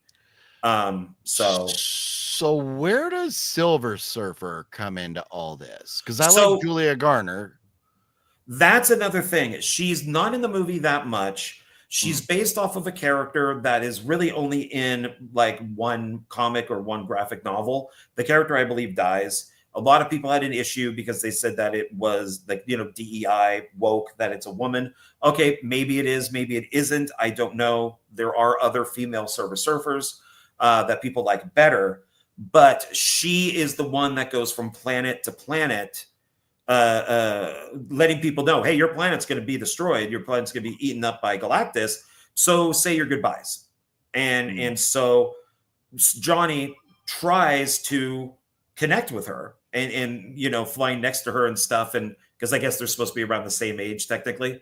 And so she's not in the movie that much. It bothered me that they did do the gender swap, but I said this in my review. Do we need the same thing in every single movie? I don't want woke. I don't need DEI. I don't need any of that. But I could take a different story. And so, you already have Roger Corman's Fantastic Four. Then you got the two, that came out, with like Jessica Alba. And then you had Fan Four Stick. Everyone is totally different. And we already saw the male Silver Surfer. Okay, let it be a girl. Okay. All right. Because she's not woke or anything. She's not. And Julia Garner said, I was hired to play a role, and that's what I'm going to do. And she didn't bash on fans or anything. She's just like, I'm just playing a role. So she's fine. There's nothing wrong. Julia Garner is great. I love Julia Garner. I've enjoyed so much the Apartment 7A and then Ozark, and man, she's been great. What was it, Wolfman or Werewolf or whatever, I think it's Wolfman, right? Wolfman. Yeah, she was great in the movie. It wasn't a great movie, but she was great in it. No complaining about the actors in it, so that's all though. But okay, so you enjoyed it. 1 to 5 stars. Where are you putting it? I'd give it a 4. I mean, no, I would give it a 4. Superman, I would give a 4, but I like Superman better. Okay. So just a little bit better. Interesting. Okay. All right. Well, very cool. So, man, we are. Well, I guess we're only an hour and a half. It seems like longer than that, but we watched some movies this week. John and I did, and we kind of go through them and maybe talk about them a little bit. But also, did you have pickups this week, John? I do, but I can save them for next time. So how many do you have? Well, I don't have one horror movie in here. Let's talk about the horror movies we watched. I mean, what I have would be a good segue from Fantastic Four because they're mostly comic book stuff. So let's do this. First person to answer. Do we do pickups or do we start talking about the movies we watched this week? What do we talk about next? The movies we watched, or do we go into John's pickups? What do we do? First answer is the way we go. Let's see what happens here. Maybe people are getting videos or ads or something. Well, there it is. Mr. Bones says pickups. So, okay. John, we go to your pickups. I don't have that many, so maybe is everybody getting hit with ads? Are you getting bombarded with the advertisements again? Yeah, phone is blowing up all of a sudden. Is that why everybody keeps leaving? Because we go from 40 down to 20 to 40 down to 20. The viewers, it's just going crazy. So I don't know. Greg says, doesn't matter. He's here for whatever. No ads today so far. Solid stream. Glad to hear it. No ads. I haven't been kicked once. Okay. Glad to hear it, everybody. So, I mean, if it's just people coming and going, great. Thank you. All right, John. Well, what do you got, sir? Well, I won't dwell on this like I normally do. So, because this isn't horror, it's for the most part mostly comic book. But I did pick up a Funko Pop. Ooh, we like Funko Pops. Yes, this is interesting. It's a composite Superman. So it's Batman and Superman. So it's half Batman, half Superman, but he's green. I don't know why he's green. Batman versus Superman, and they made a sexy time, and that's what popped out. There we go. Okay, I'll buy into that. They made a little Batmite. Yeah. So this, I really like this a lot. I put it in one of those cases that you sent me. So I got that right there. Nice. But it's just, I'm wondering maybe if somebody out there that likes comic books or DC, maybe there's some reason why it's green. Like it's a comic book character. I don't know. It's just because it doesn't glow in the dark. Normally they have a sticker that says glow in the dark. Yeah. But yeah, I thought it was kind of weird. But I really like it. I was looking for something Superman and I found this. Yeah, well, that's cool. Yeah. Superman and Batman. Yeah, you can't go wrong with that. Yeah. Then I did pick this up. Speaking of Batman, these are both the original serials from like the 40s. So the ones that, like the cliffhangers. Serial, like show? Yeah, remember those? What do you mean by serial? But they were cliffhangers before you would go to the movie. Like you would see the movie, they would play like Dick Tracy or SOS Coast Guard or the Crimson Ghost with Bela Lugosi or something, and they would be like 10 to 15 minutes long, and each one would end with a cliffhanger of the character maybe dying, and then in the next episode you would see how that character would get out of it. I have no idea what that is. That's interesting. This is remember Misery? That's what Kathy Bates is talking about. How he didn't get out of the stupid duty car. That's what she's talking about. Yeah, I don't remember it. I don't remember it that well, but yeah, Captain. So Marvel that is a CD or DVD with like multiple short little episodes on it. Yeah, so this is Batman from the 40s, and then this one is Batman and Robin from the 40s. So they're movies? Yeah, well, they're played in the theaters, but these days you would watch them on television. But it's a 2-disc set with all of them. So there's probably like 15 episodes from 1943. So they're episodes on there. It's not like one movie of Batman. No episodes. No. Okay. And this is old school, like school stuff. Yeah. Well, yeah, from the 40s. Yeah. Yeah. All right. So like the Batmobile is just a car. They probably found like a fancy car. And so those are called serials. Yeah. Okay. With an S, serials or cliffhangers or something like that. Okay. They're really fun. I mean, if you enjoy stuff, it's like I said, they're like 15 minutes maybe.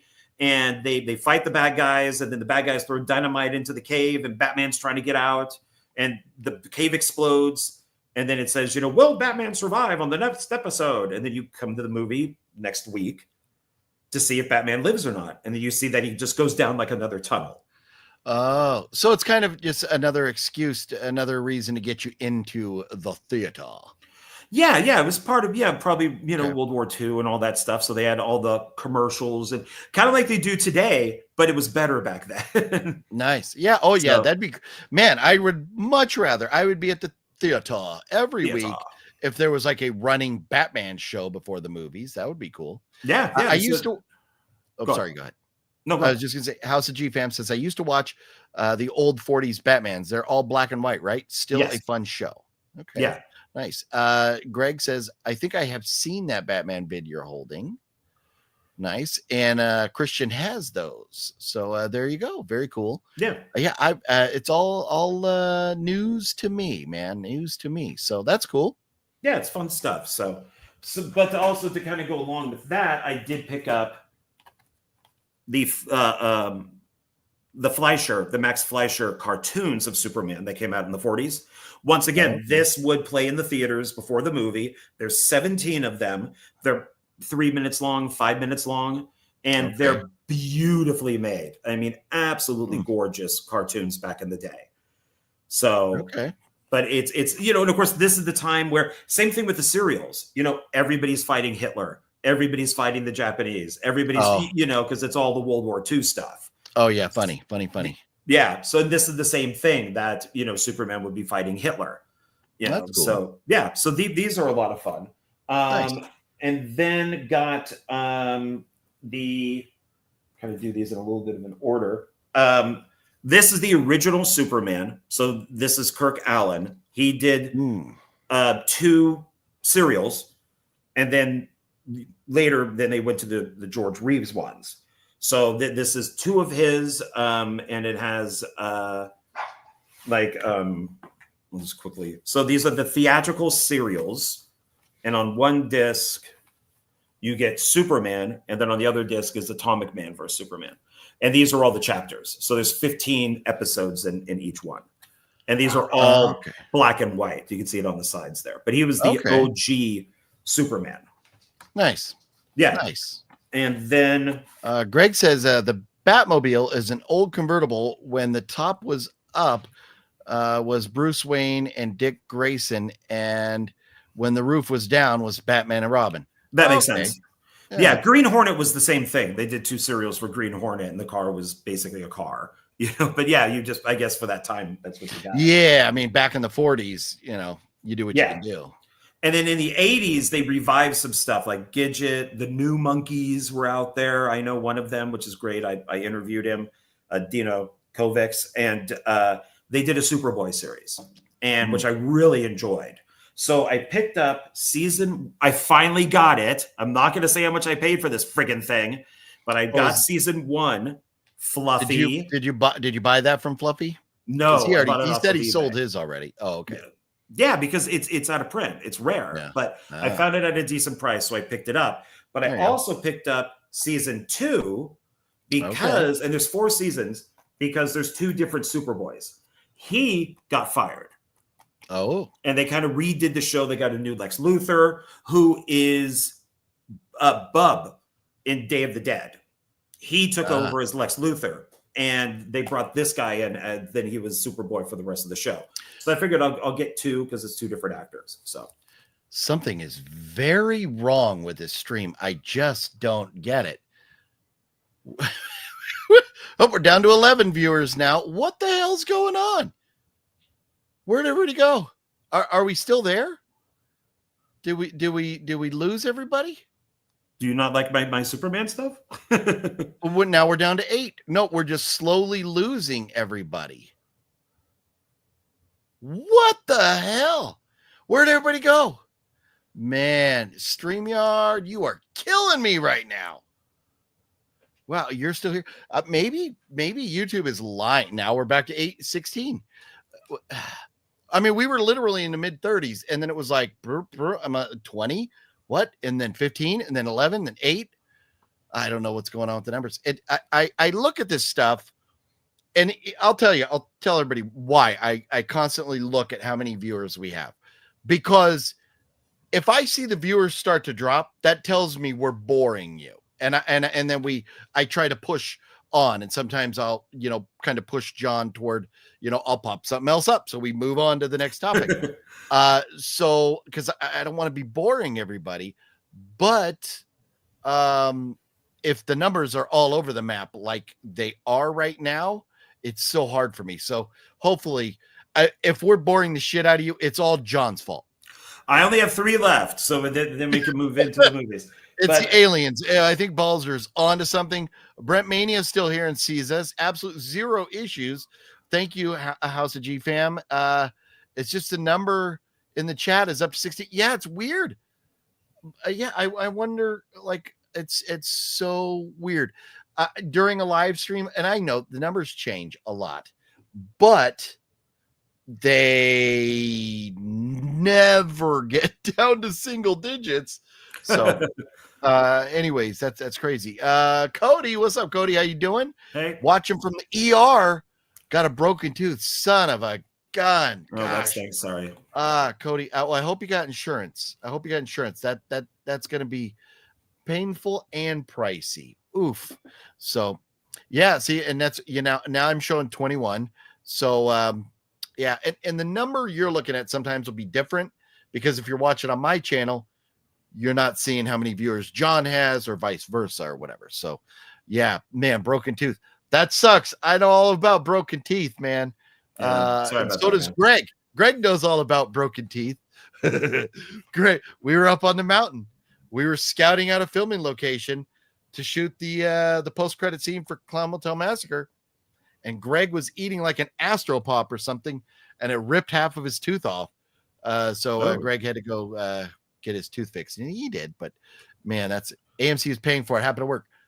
That I'm glad to hear, Cody. And I'm sorry. So still breaking a tooth has got to be painful, dude. That sucks.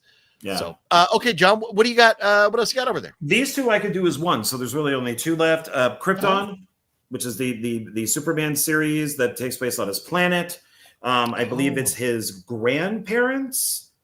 But it is supposed to be a prequel to like Man of Steel, or maybe even Superman the movie. I haven't watched them yet, but it's weird. Zod is black in these. So this kind of reminded me of your Hannibal watching, where they're like, oh, this is canon, and it isn't. Zod's always been white. Odd's never been black. If you want, this is all in its own universe and its own thing. You can make him any color, make him Chinese if you want to. But it's like, no, if this is supposed to follow, and there's only 2 seasons, so I guess it never really it never came to a conclusion. But yeah, if you're gonna stick, there he is right there. But it's like, okay, if you're gonna change it. Yeah, to me, I don't know. That's I get what you're saying as far as, but I mean, if you're gonna make it canon, if you're gonna say my expectations of canon, are that they're the same color or whatever, the same ethnicity, then why not go to it should be the same actor or whatever. I don't know. I get what you're saying with that, but as long as he's the same person, has the same personality and everything, whether it's a black guy or white guy is, not that important. But I get what you're saying with that.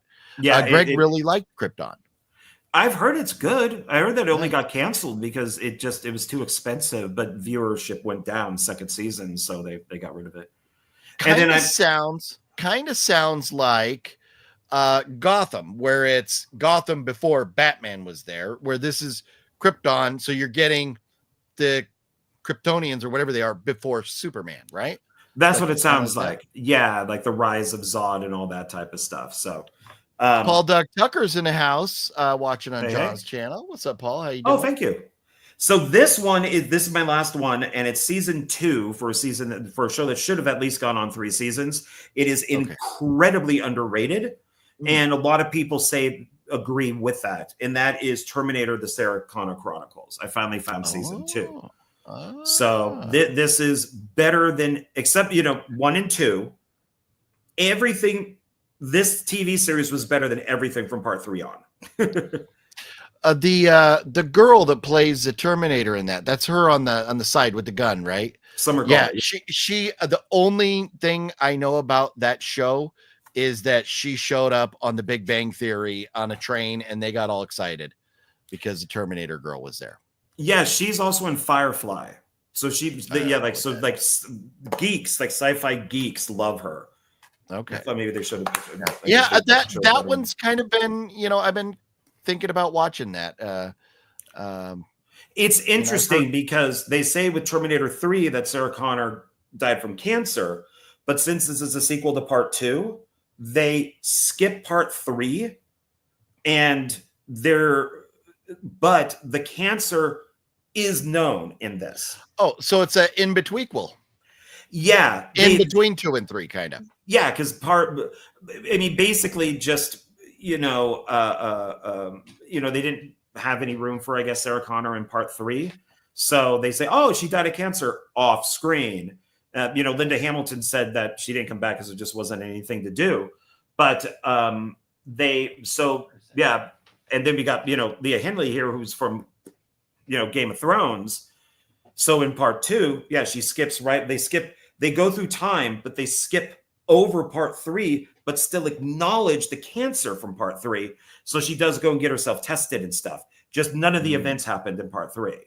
Okay. So, and it even has the lead singer of Garbage is in it. She plays one of the main Terminators, like the Liquid Terminator. Well, that's cool. Yeah, so it's a pretty good show. It deserved to do better than what it did. So, how many seasons did it get? Only 2. It was never finished. They were planning on a part 3, and I guess when it was, in between seasons, they were like, yeah. So interesting. It's very unfortunate. Cody says, no more popcorn for me. Man, is that how you broke your tooth, on a popcorn kernel? Oh, that hurt like shit. Oh, that sucks, Cody.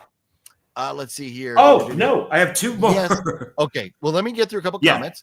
Yes, what Gotham is to Batman is what Krypton is to Superman. Okay. I have to rewatch Sarah Connor Chronicles. Easy for me to say. That is something I should watch. I saw Big Bang episode with Summer and was hilarious. Yeah, that was it was a very funny episode. Have you seen that one, John? Oh yeah, I've seen all the Big Bang Theory. Yeah, when she's on the train, that is very funny. John, what's the deal with Firefly? It's got some diehard fans. Am I missing out? It is. Well, they also made the movie Serenity, which it's Josh Whedon before he got canceled. It was on Sci-Fi Channel, but it was one of those things, kind of like the Tremors TV show, where it would be on Wednesday, then it was on Tuesday, then it was on Saturday, then it was on Friday, and then nobody could watch it. And they said with like Tremors, it was on purpose that they did this to get the show canceled. Because even the movies were coming out at the same time. Like Michael Gross would go do a Tremors movie and then come back and do the show. And from what I understand, that's what they also did with Firefly. And it's a good show. It's a space western. It's a good show that has, I think, become bigger than probably what Sci-Fi Channel thought it would be. So it's a good show. Keeping your same bat time and your same bat channel is important. There's a reason that it really frustrates me when Horror Movie Monday has to deviate from 7 p.m. on Monday. Like if I'm out of town and we got to push it to 9 or having to move it to Tuesday or whatever like that. Fat Samurai Guy mentioned there is a movie premiere coming up that he wants me to go with him to.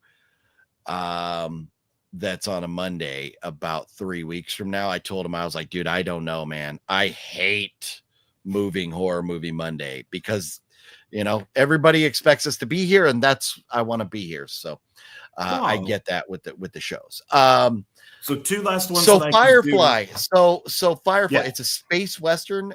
Is it, what does that mean? It has a very Western type of feel to it, kind of like Magnificent Seven in space. Like what's going on? Is it a revenge?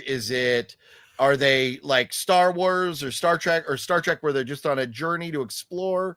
Or what's going on? How does it start? Like, what's the reason for the show?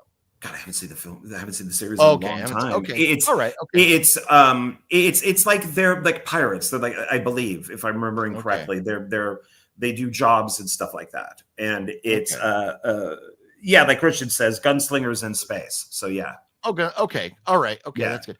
Balzer says this is and Balzer knows what's up. We need a woman Terminator film. She's a feminist sent back in time to wipe out all the white males. Ouch. But I should have right here. I should have had it here. Maybe I'll stand up and grab it real quick. Hopefully you have pants on. Yes. Well, wait, this is why I'm the 8-minute man. This is why I'm the 8-minute man. Go ahead. I forgot about these because I set them aside. You gave me crap for this. Everybody's giving me crap for this. I've been made fun of by everybody over there, and it's. Oh yeah. It's all of them. John's fired. Expanded, uncut, everything. So sorry, guys. And the sad thing is, you went and bought those, I could have given you them. These are expanded, and yours weren't expanded. If I'm going to buy this, is a triple feature of the extended editions, and then these are the expanded edition for part 1. I like Kristen Stewart. I think she's hot, and yeah, and of course we also got Stewart. Batman in it too. So yeah, we like Batman. I know. I'm kind of gay. Yeah. I know. Yeah. It's a little gay. I know. A little gay. Yeah. Yeah. Come on, John. What are you doing? What are you doing? Hey, I also own Hunger Games. All the Hunger Games movies. I also own Divergent. I own the Maze Runner. You go stand in the corner, John. I own all of those. So John has to stand in the corner for a half hour now. Oh man. Well, Masashi likes it too. There you go, John. You're not alone. There we go. There's Thank you. Thank you, kind sir. One other person. Yes. So yeah, and I mean, I don't know. Like I had like fancy big old box set, like limited edition ones and all that stuff. You know, but I mean, you do your thing, homeboy. I just got them. Yeah. You know what? If you think you'll watch them, buy them. And if you're John Ward, even if you know you'll never watch it, I did do a marathon on, I forget what holiday it was, but I noticed that one of these channels, like Freevee or whatever it is, I watched like all the Hunger Games movies in a row, and then the next holiday I watched all the Twilight movies in a row. And yeah, Twilight is a lot worse than Hunger Games, but so yeah, it is. Greg, you are correct. We are in a judgment-free zone, but we are definitely in a elbowing. I expect it. I you know, if I thought that I would get destroyed, I wouldn't have even said anything. So, so we got to talk about the movies we watched. We watched at least one of the same movie this week, but I'm just going to start out with this real quick. So I put on Get Out. Thank you very little for telling me this was good, John. But I would have bought it anyways. So people keep telling me, oh, you have to give it a chance. You have to give it a chance. Here's my problem. Maybe this is a good movie, but we start out immediately. And I'm not going to go political. I'm just going to state facts. We start out with a black guy in the suburbs going, oh man, black people, basically saying black people don't belong in the suburbs. Then we get a opening credit, and you want to pull me in. You want to pull me in, and you don't want me being the white guy to be racist or judgmental of blacks.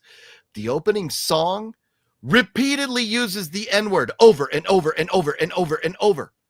Then we show all kinds of shots of the ghetto. So you're saying black people don't belong in the suburbs. Black people belong in the ghetto because black people don't fit it. And then you get, I would have voted for Obama a third term.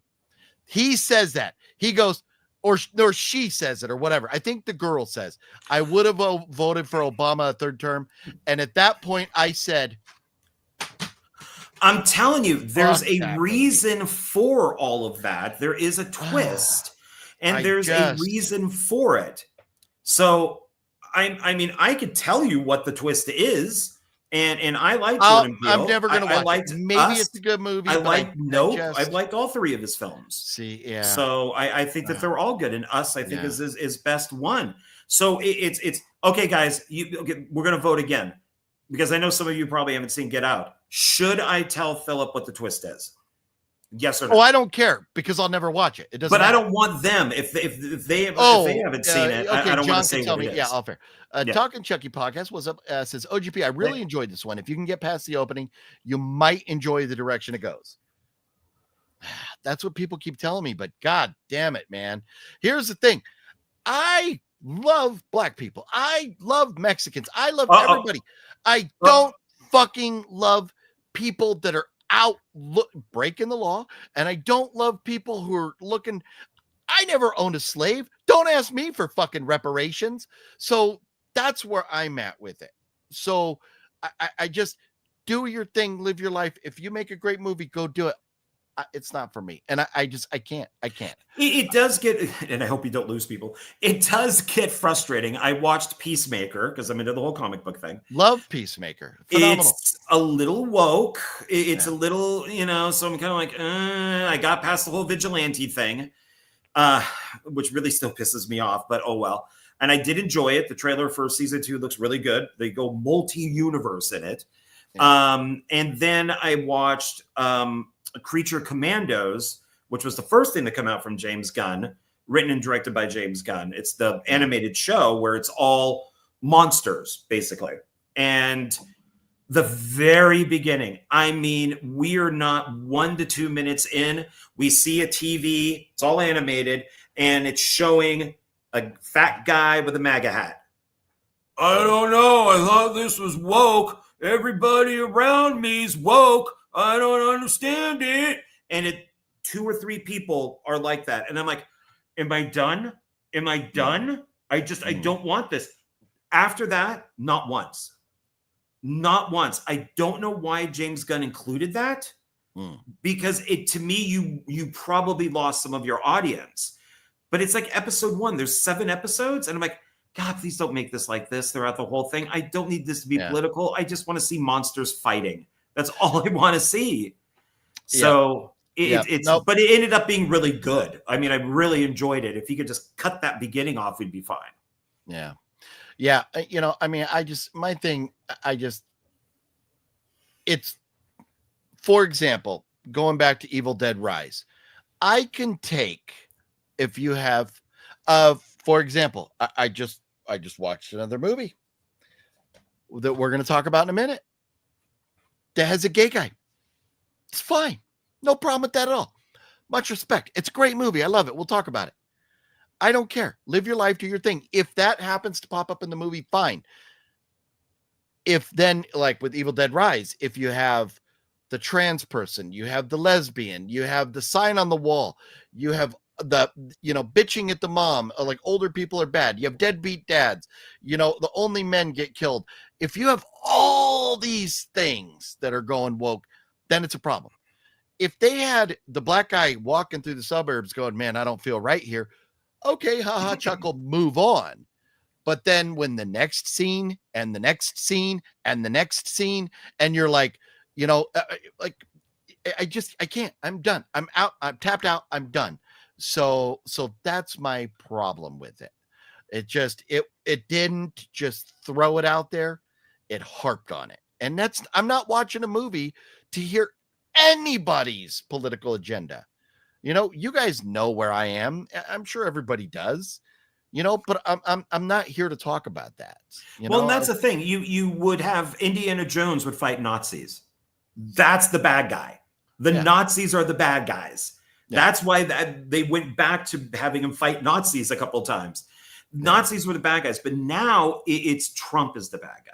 Trump supporters are the bad guy. Yeah. And nobody wants to see this. It's just, I don't, it just does not interest me at all. Yeah. I just don't care. But it goes either way. I don't want to turn on a movie where they're bashing trans people. I don't want to turn that on either. I just want to turn on a movie that is a movie, people living their lives. It's just what I want. That's just what I want. Yeah.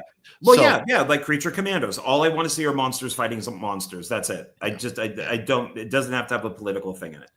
So House of G Fan says, I haven't seen Get Out, but watch Jordan Peele in interviews who says the movie is all about racism.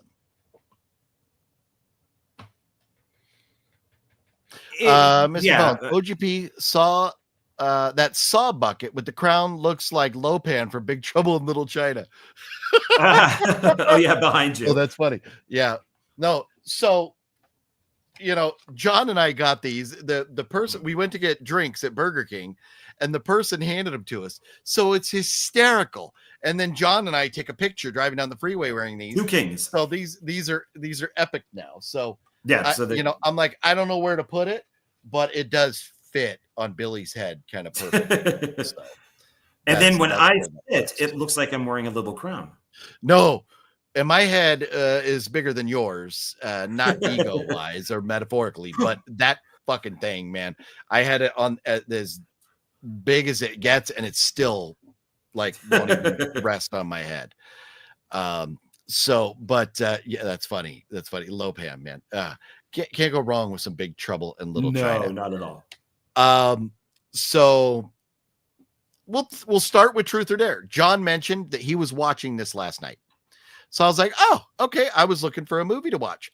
So I thought, somebody also, House of GFM, was that you that said this earlier? Billy also looks like Sergeant Kabukiman, NYPD. Oh, he kind of does. Yeah, from a that's the Trauma movie. It's they got the Toxic Avenger, they got Casa of Nukem High. Their other guy is Sergeant Kabukiman. Okay, I don't know that. I'm not the biggest Trauma fan. So, but that's funny though. I'll have to go look that up now. But Truth or Dare, John mentioned he was watching it, and you had seen this before, right? Yes, and I always got it confused with Smile, and I hated Smile when I first saw it, and I hated this when I first saw it, and then I would confuse them. I am now a fan of Smile. I like Smile 2 better. I watched this last night. The movie makes no sense and no logic whatsoever, but I found it enjoyable. I liked it. I think the lead actress, for those of you out there who watched my list of 10 or 12 hot women, Lucy Hale would now be that's not a good picture of her, but that's her there. No, that's not a very good picture of her at all. But yeah. Lucy Hale's great. Yeah. And so I wanted to watch it again because I've been in that thing of, if I hated something a couple of years ago, maybe I like it now. And I did enjoy it, but there is so much explanation to the Truth or Dare game that it's like, my God, they probably spent more time just thinking of the explanation than they did the rest of the movie. Yeah. So, and this is also by the guy who did Fantasy Island, which I also didn't like, which has Lucy Hale. So now I'm going to rewatch that. But I looked him up on like IMDb. This guy's made a ton of good movies. Fantasy Island's not a horror. That's like a Fantasy Island, like Fantasy Island show, sci-fi. Right? Yeah, it's but it's really, like the TV show from back in the 70s or whatever, right? Right. But it almost seems like the plane. Yes, that guy or that show. But it's almost like the director is also one of the writers for both Fantasy Island and this. It's almost like they never watched Fantasy Island and he's never played Truth or Dare. Okay. So, because I don't know. I enjoyed it. I thought it was like, I watched the making of and all that stuff. So, well, I will tell you, I put this in and I was confusing this with another movie. And I thought I had seen this before, but after a few minutes, I realized I had not seen this before. I really enjoyed this. And unlike John, I think it does make sense. Everything is explained. I'm going to drop a couple light spoilers. I think it's still worth watching. But you have a group of people that are on vacation together. And they wind up, I'm trying to be careful with the spoilers. They wind up in an old abandoned kind of castle thing with this guy playing Truth or Dare. You find out that earlier on, somebody else was playing Truth or Dare with that guy, and they unleashed this spirit demon thing. And until that demon was kind of dealt with or put back in the bottle, people had to keep playing Truth or Dare. Every time it was somebody's turn to play Truth or Dare, the people around them smiled like the movie Smile. And so I was like, man, this reminds me a lot of Smile. And John is correct with that. And so, but nobody else can see these people smiling, only the person whose turn it is. Kind of like in Smile, nobody else sees the people smiling, just that person. The way it kind of went and took turns, it went in a row and it just kept going in a row. There was a lot of things that they had to do. And I liked the way that if they kept going, I want truth, because I don't want to do a dare. I don't want to die. Eventually the game was like, no, fuck you. They did 2 truths in a row. So you have to do dare. I kind of liked the way the game forced their hand at times. I thought the acting was great. I thought the way it was shot was great. A variety of locations. I thought it was fun. The pacing was great. There was a lot of kills. I had a very good time with this. And I was very pleasantly surprised. I'm glad that you decided to watch this, John, because it's been sitting on my shelf. I mean, it was factory sealed. I had to take the plastic off of it to watch this.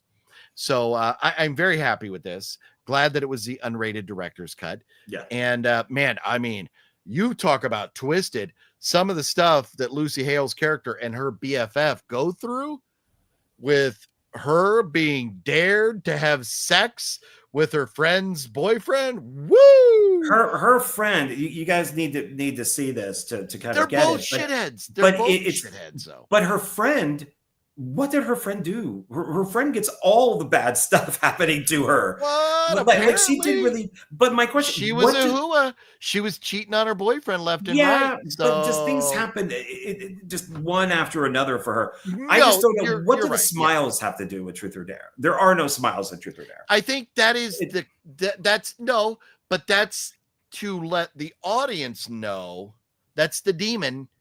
You know, okay, we know now this is the demon. And they're making this person play the game. So it's a way for us to see the game like it's their turn now. I liked it. Did it make sense? Did it need to be that way? No, but I liked it. I agree with Lucy Hale. At one point, she says what they look like are from Snapchat. And I'm like, yes, that's exactly what it looks like. Like a Snapchat filter? Yeah, because it looks like crap. So I thought that their smiles did not look good at all. So I didn't have a problem with it. Yeah, I really enjoy, as much as you're not a fan. I am a big fan. I really enjoyed this. I give this 3.5 stars. Where are you at? Okay. 2.5, maybe 2.5. Wow, okay. Because even with Smile, I didn't like Smile because one, I thought that it was stupid to begin with. But Kevin Bacon's daughter is in it. She's the lead.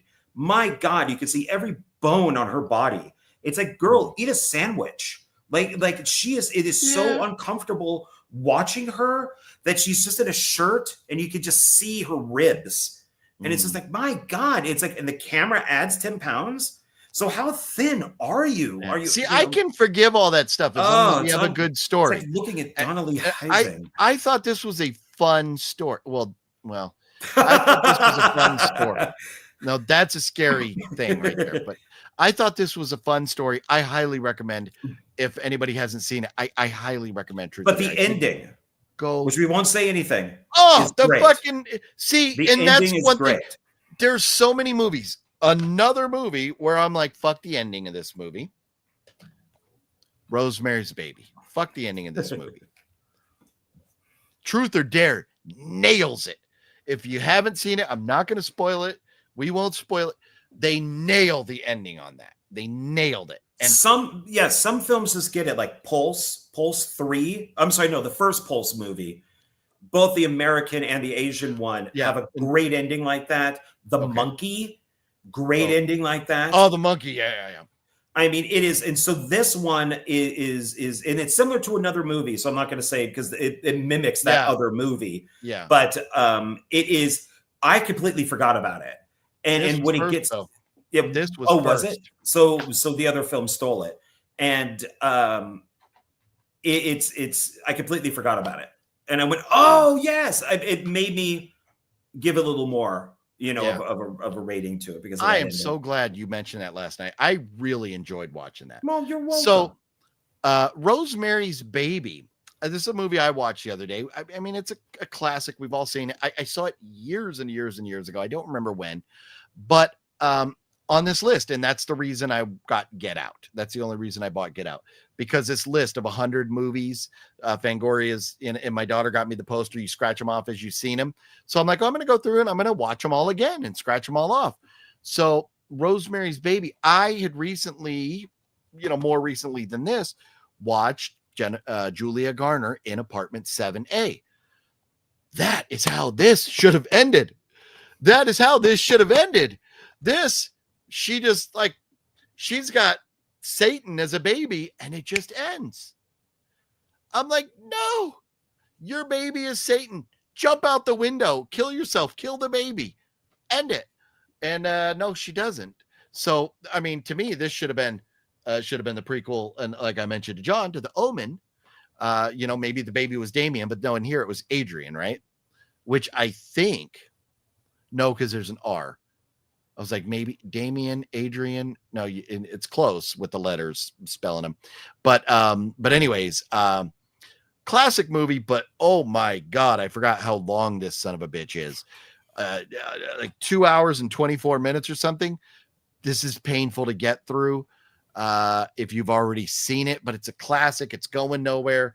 And part of the reason that I picked this off of that list, because I'm kind of going randomly through the list, was because I just watched Once Upon a Time in Hollywood, which definitely has a connection to this. So with Polanski and all that stuff. So Rosemary's Baby, man, it's a well put together movie, but wow, it's long. I give it 2.5 stars. John, have you seen Rosemary's Baby recently enough that you could? Not recently. No, okay. I can't say. I mean, for people to know, I mean, Apartment 7A is a prequel, and it ends right where Rosemary's Baby begins, and then there is a TV movie. It's either Whatever Happened to Rosemary's Baby, or it's This Is What Happened to Rosemary's Baby. Okay. And it's supposed to be awful. It's supposed to be horrible. I think I have a download of it just to have it. But I haven't seen it in a very long time. Me being a Sinatra fan, I mean, I like all the behind the scenes stuff that Sinatra divorced her. Mia Farrow. Yeah, he said if you go make that movie, I'm divorcing you, and he did. Yeah. So I wonder if it's because, I mean, she's pretty naked in this a bit, so I wonder if that had something to do with it, or maybe he just was like Roman Polanski's a creep. You're not working with that guy. Yeah, who knows what the reason was, but Mia Farrow's phenomenal in this. She didn't age that well. The older she got, she's a lot of women when they get older, they still look good and stuff. She not so much, but man, in this, she did marry Woody Allen, so maybe that says something. Yeah. So why don't you show something? Was there something else that you watched that you have right there? Well, okay, so I have the two. Last week, you guys said I need to watch 2 movies. Ooh, yeah. So one of them was a pickup. Yes. And so I watched it immediately. When this show was done, I immediately went and watched it. And so I did watch Miss March. All right. I love Miss March. It is a great comedy. What did you think? It was okay. Oh, fuck off. I laughed out loud. I LOL'd many times. I have a problem with unrated, fully exposed edition, rental exclusive, all this stuff, because I did watch the unrated version. She's in Playboy, and we never see her naked. What we see, but there's other boobs in there. I don't care. I want to see the guy's girlfriend that we're supposed to be, this is his whole journey. And the only thing they show from Playboy is a centerfold. They don't show any other pictures or anything, because she would have been naked in a whole bunch of them, but she's covering her body up. Okay. Don't hire her, hire an actress who will at least show her boobs and do that at least. Because I know there's a lot of these women that were in Playboy, not the Playmates necessarily, but if they're known, like an actress or something, they'll show boobs, but they'll cover below. And so that, even though I think that she is very good looking, that annoyed me because I wanted to see her naked. And I think with all of this, but now we should have seen her naked. With horsedick.mpeg or whatever his name is. That was funny. Actually not having a dick. That was funny. That was hysterical. And then the girl falling out of the back of the RV. Her just being like, oh my God. There is a lot of, this is a very funny film. It is. Yeah. But this guy is the worst friend ever. My God. He is the worst friend ever, because she's been communicating with the best friend that she's the one paying for him to stay in the hospital. And the whole reason why she became a Playboy Playmate was to help him in the hospital. And the friend is completely obsessed with himself, because he's like a total narcissist. And he never tells him this. This guy is the worst friend ever. He is You're horrible. reviewing this like a drama now, like it's a comedy. He's supposed to be a dickhead of a friend. You know, and this guy if you're looking at it as a drama, then yeah, I could, I understand where you're coming from there, but yeah, and he's me, I don't think he should have gotten anybody because he never really changes. There's no arc for him. So he's just kind of a dick from the whole movie. And then he does meet somebody at the end because it does say like 4 years later or something like that. And so he does change, I guess, within those 4 years. This guy, our main character, is a total cuck. I mean, this guy is I get it. He's been in the coma for like 3 or 4 years. So he doesn't know things. And, she did talk about abstinence and now she's a Playboy playmate. So, but his attitude towards her, which is that I am holier than thou, I just got pissed off at. I'm just like, who the fuck are you? It in my mind, it's a comedy. All it's supposed to do is make me laugh. I don't care nothing about character arcs or any of that stuff, as long as there's moments that make me laugh. So I would never have been as critical of it, like in the sense that you are. But I mean, we all look at movies differently. So to each, but I did think it's funny, and I would watch it. And yeah. My whole reason for picking it up, as Talking Chucky podcast says, yes, it is from the director of Barbarian, which I loved. And he disowns this movie, I believe. And Weapons. Wow. Yeah. So I do want to see Weapons also. I think he's a really good director. I really enjoyed this. I just think that I don't know. It's like, I love all the stuff with Hugh Hefner and, with like Hugh Hefner telling the friend, kind of like get a life, type of thing. Like, why are you mimicking me? Like actually meet somebody, fall in love with them, have a family and everything. So, and I've always liked Hugh Hefner. I've had no issues with him at all. But it was good. It was funny. It stays in the collection. I like it.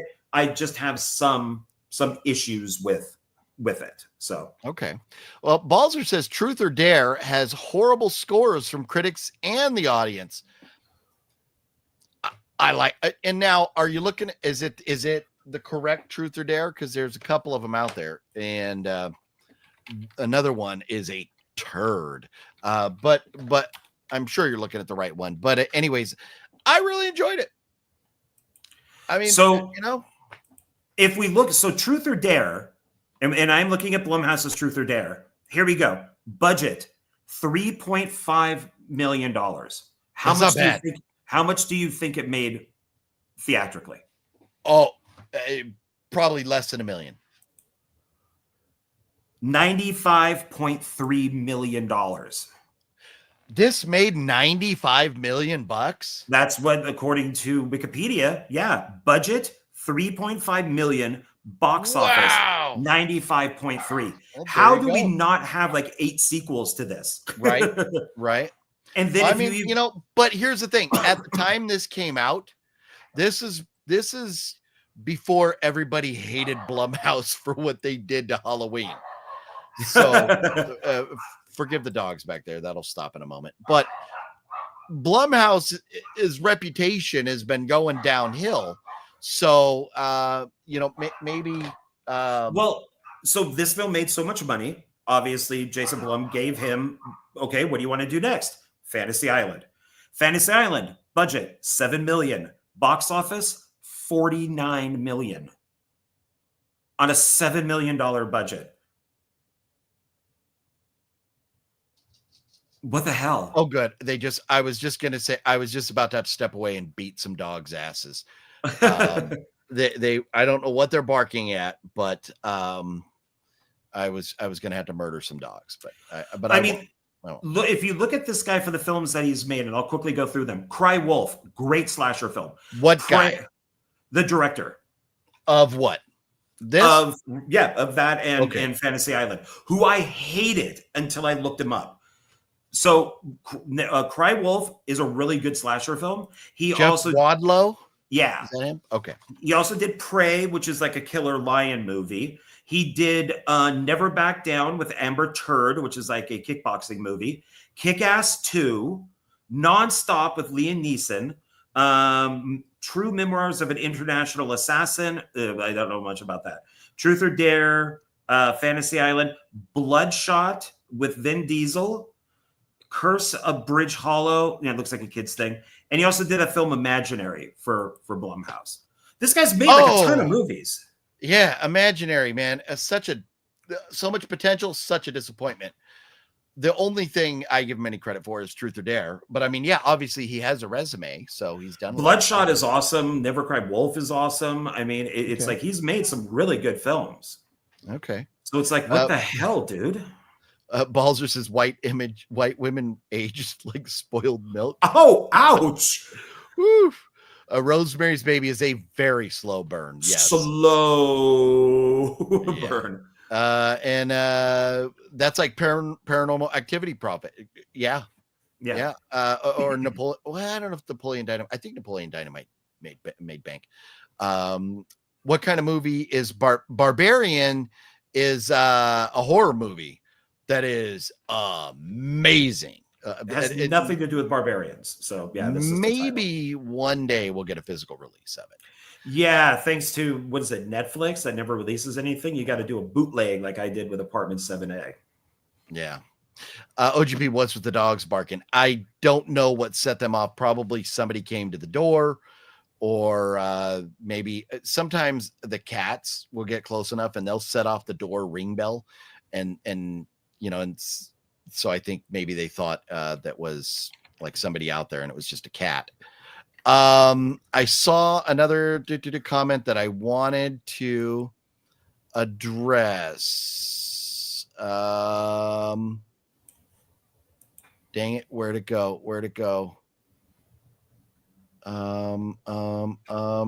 Shoot. Oh, here you go, Mr. Bones. John and OGP, have you seen Tarot? It reminded me of Truth or Dare. I agree with you, Mr. Bones, and I really enjoyed Tarot. John, have you seen that? No, I've heard very, very mixed. So, oh wow, I enjoyed it. I went in thinking it was gonna suck ass, and I walked away going, "Wow, I really liked that." So, I highly recommend Tarot.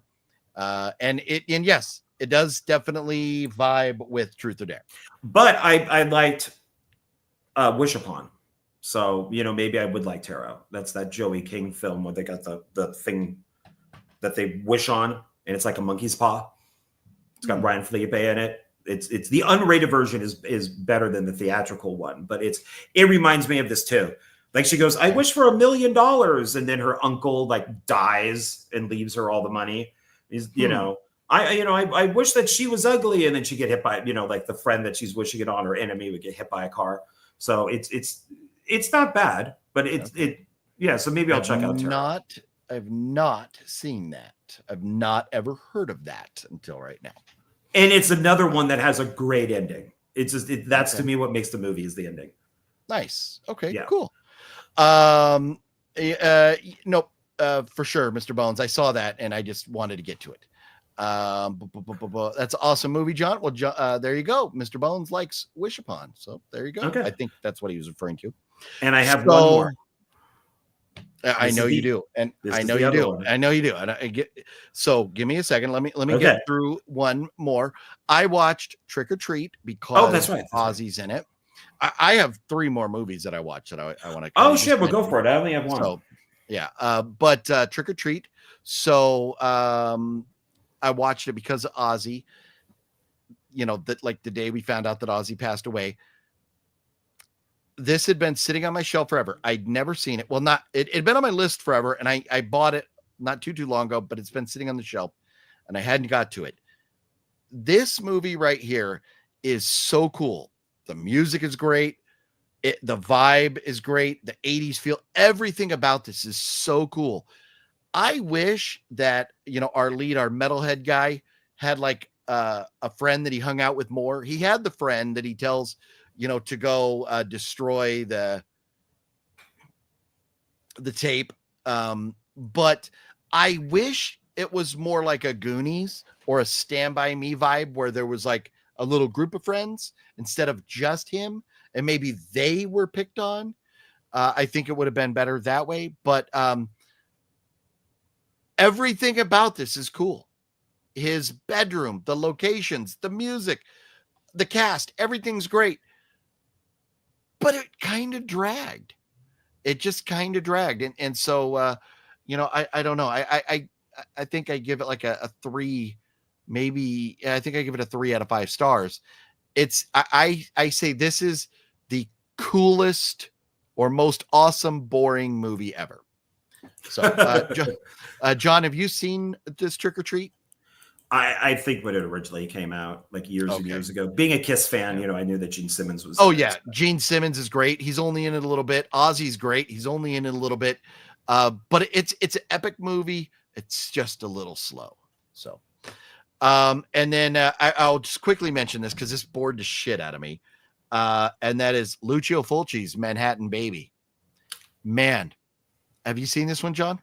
Long time ago, but it's, you know, the Italian stuff are kind of slow burns. Oh yeah, no. At times, I mean, I love like the Italian, like there's something real dramatic going on. In America, we'd be hearing the dramatic movie or music. No, the Italians play disco. Yes, they like disco. Crazy stuff's going on. Like it's disco. But just like we get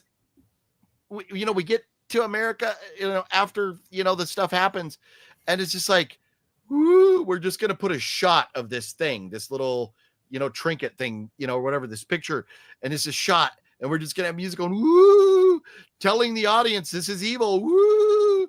It's like, fuck, I know it's evil. You don't have to keep reminding me. So anyways, I wanted to like this. It wasn't poorly put together or anything because, you know, for the time that it came out, but damn it, this was boring.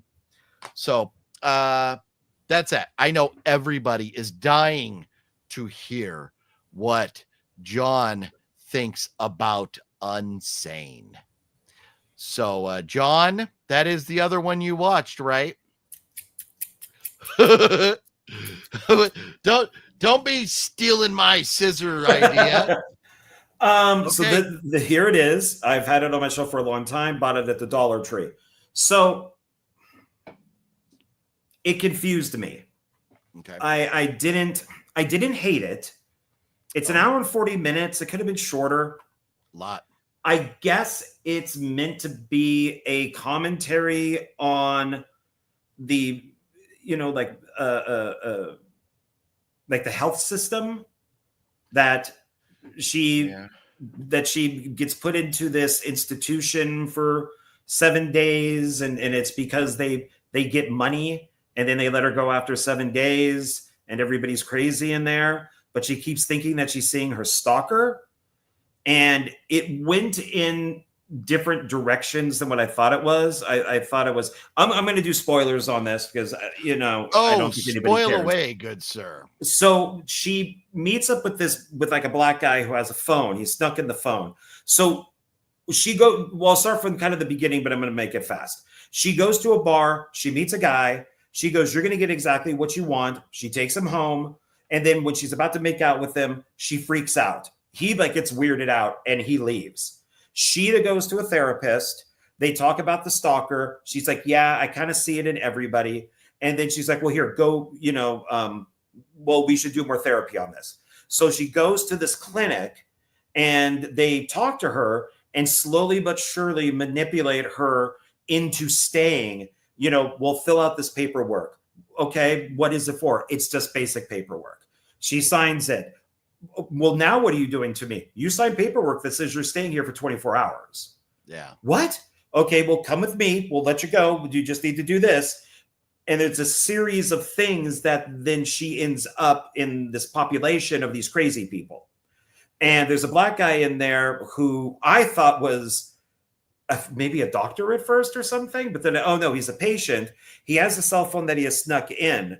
So he's making calls off of it. And she keeps seeing her stalker. And then we get flashbacks to the stalker because she was reading novels to the stalker's dad who had like a stroke or something. And then the stalker became obsessed with her. The one thing is I could relate to this a little bit because I did have a stalker and it wasn't good. Like she knew everything about me. She went to all my neighbors' houses. She found out my schedule, everything. So I could identify a little bit with this, but it wasn't like what she goes through. And you think it's all in her head, but it ends up not being in her head. And then she ends up in the basement in like a padded cell, and the stalker comes in. So the stalker works at the place as a nurse, and she gets her pills wrong. And so they're like, well, we don't know who did this. And the stalker's using a different name, and she keeps calling him by the stalker name. And they're like, well, no, he's been vetted. He's very good. So he somehow knew that she went to this therapist, that the therapist said, go to this clinic, and that the clinic was going to keep her. So unless it's pure coincidence, he ended up there. He kills a guy that we find out that was the nurse, took his name, and now is there. Yeah, tell me about it. We're all lost, Sean. We're all lost. Yeah, it's confusing. There's an Alfred Hitchcock Presents episode where it's a black and white thing. They remade it when they redid Alfred Hitchcock. A husband gets his wife in the hospital. She was raped, and he's taking her home, and she all of a sudden goes, "That's the guy. That's the guy that did it right there." And he's like, "What?" She's like, "That's the guy." And he goes, "Are you sure?" Of course, yes, that's the guy. And he murders the guy. The husband gets back into the car. They're driving down the road, and the wife goes, "That's the guy." And he goes, "What?" She goes, "And that's the guy. And that's the guy." And so he murdered somebody totally innocent. She now sees everybody as her attacker. Yeah. And that's kind of how the episode ends. It reminded me of this. And I thought this was going to take twists, like a whole golem thing where the stalker's in her head. And we would then see like a Fight Club type of thing where she's talking to herself and hitting herself. So I don't hate it as much as you do. I just don't get the point. I don't know where this was coming from. So my thought is they wanted to do like a movie about somebody. Are they crazy? Are they not? Like Shutter Island, great movie. Or maybe I don't know, Inception, something, where we don't really know what's going on because we're viewing everything from the perception of the person who may or may not be crazy. But it was so fucking boring. And then it's so boring that you kind of tap out and you're like, what the fuck is going on? Who's doing what? Like, it was not executed well. Plus, you're sitting there watching it. And if you, on your cell phone, if you go and you shoot something in, there's, the 3:4, 9:16, and then the full screen, whatever that one is. If you shoot in full screen around the edges, you can see the edge of the shot warp a little bit. You see this fucking camera warp on the edges because they're shooting with the goddamn iPhone. There is a making of, and you see that he does shoot, the Soderbergh shoots on many different types of, cell phones, digital cameras. A lot of the times he's the one operating the camera. So he'd have that like little selfie stick and it'd be on his phone and he would just be following people around with it. And I almost thought that was a creative choice, was to almost give it this fisheye lens look. Yeah. And because when he would move this way, it would give a weird image. Yeah. So I don't know if that was intentional or not. I didn't find it boring. And I think I didn't find it boring because you hate it so much. And everybody talks about it in the chat.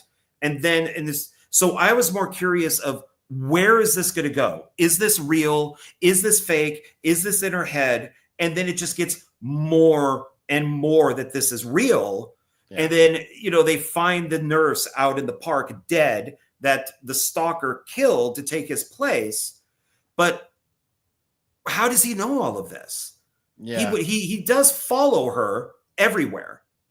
And it's like, and I guess the stalker kills her mom because her mom doesn't believe at first that she's in this institute, then believes her.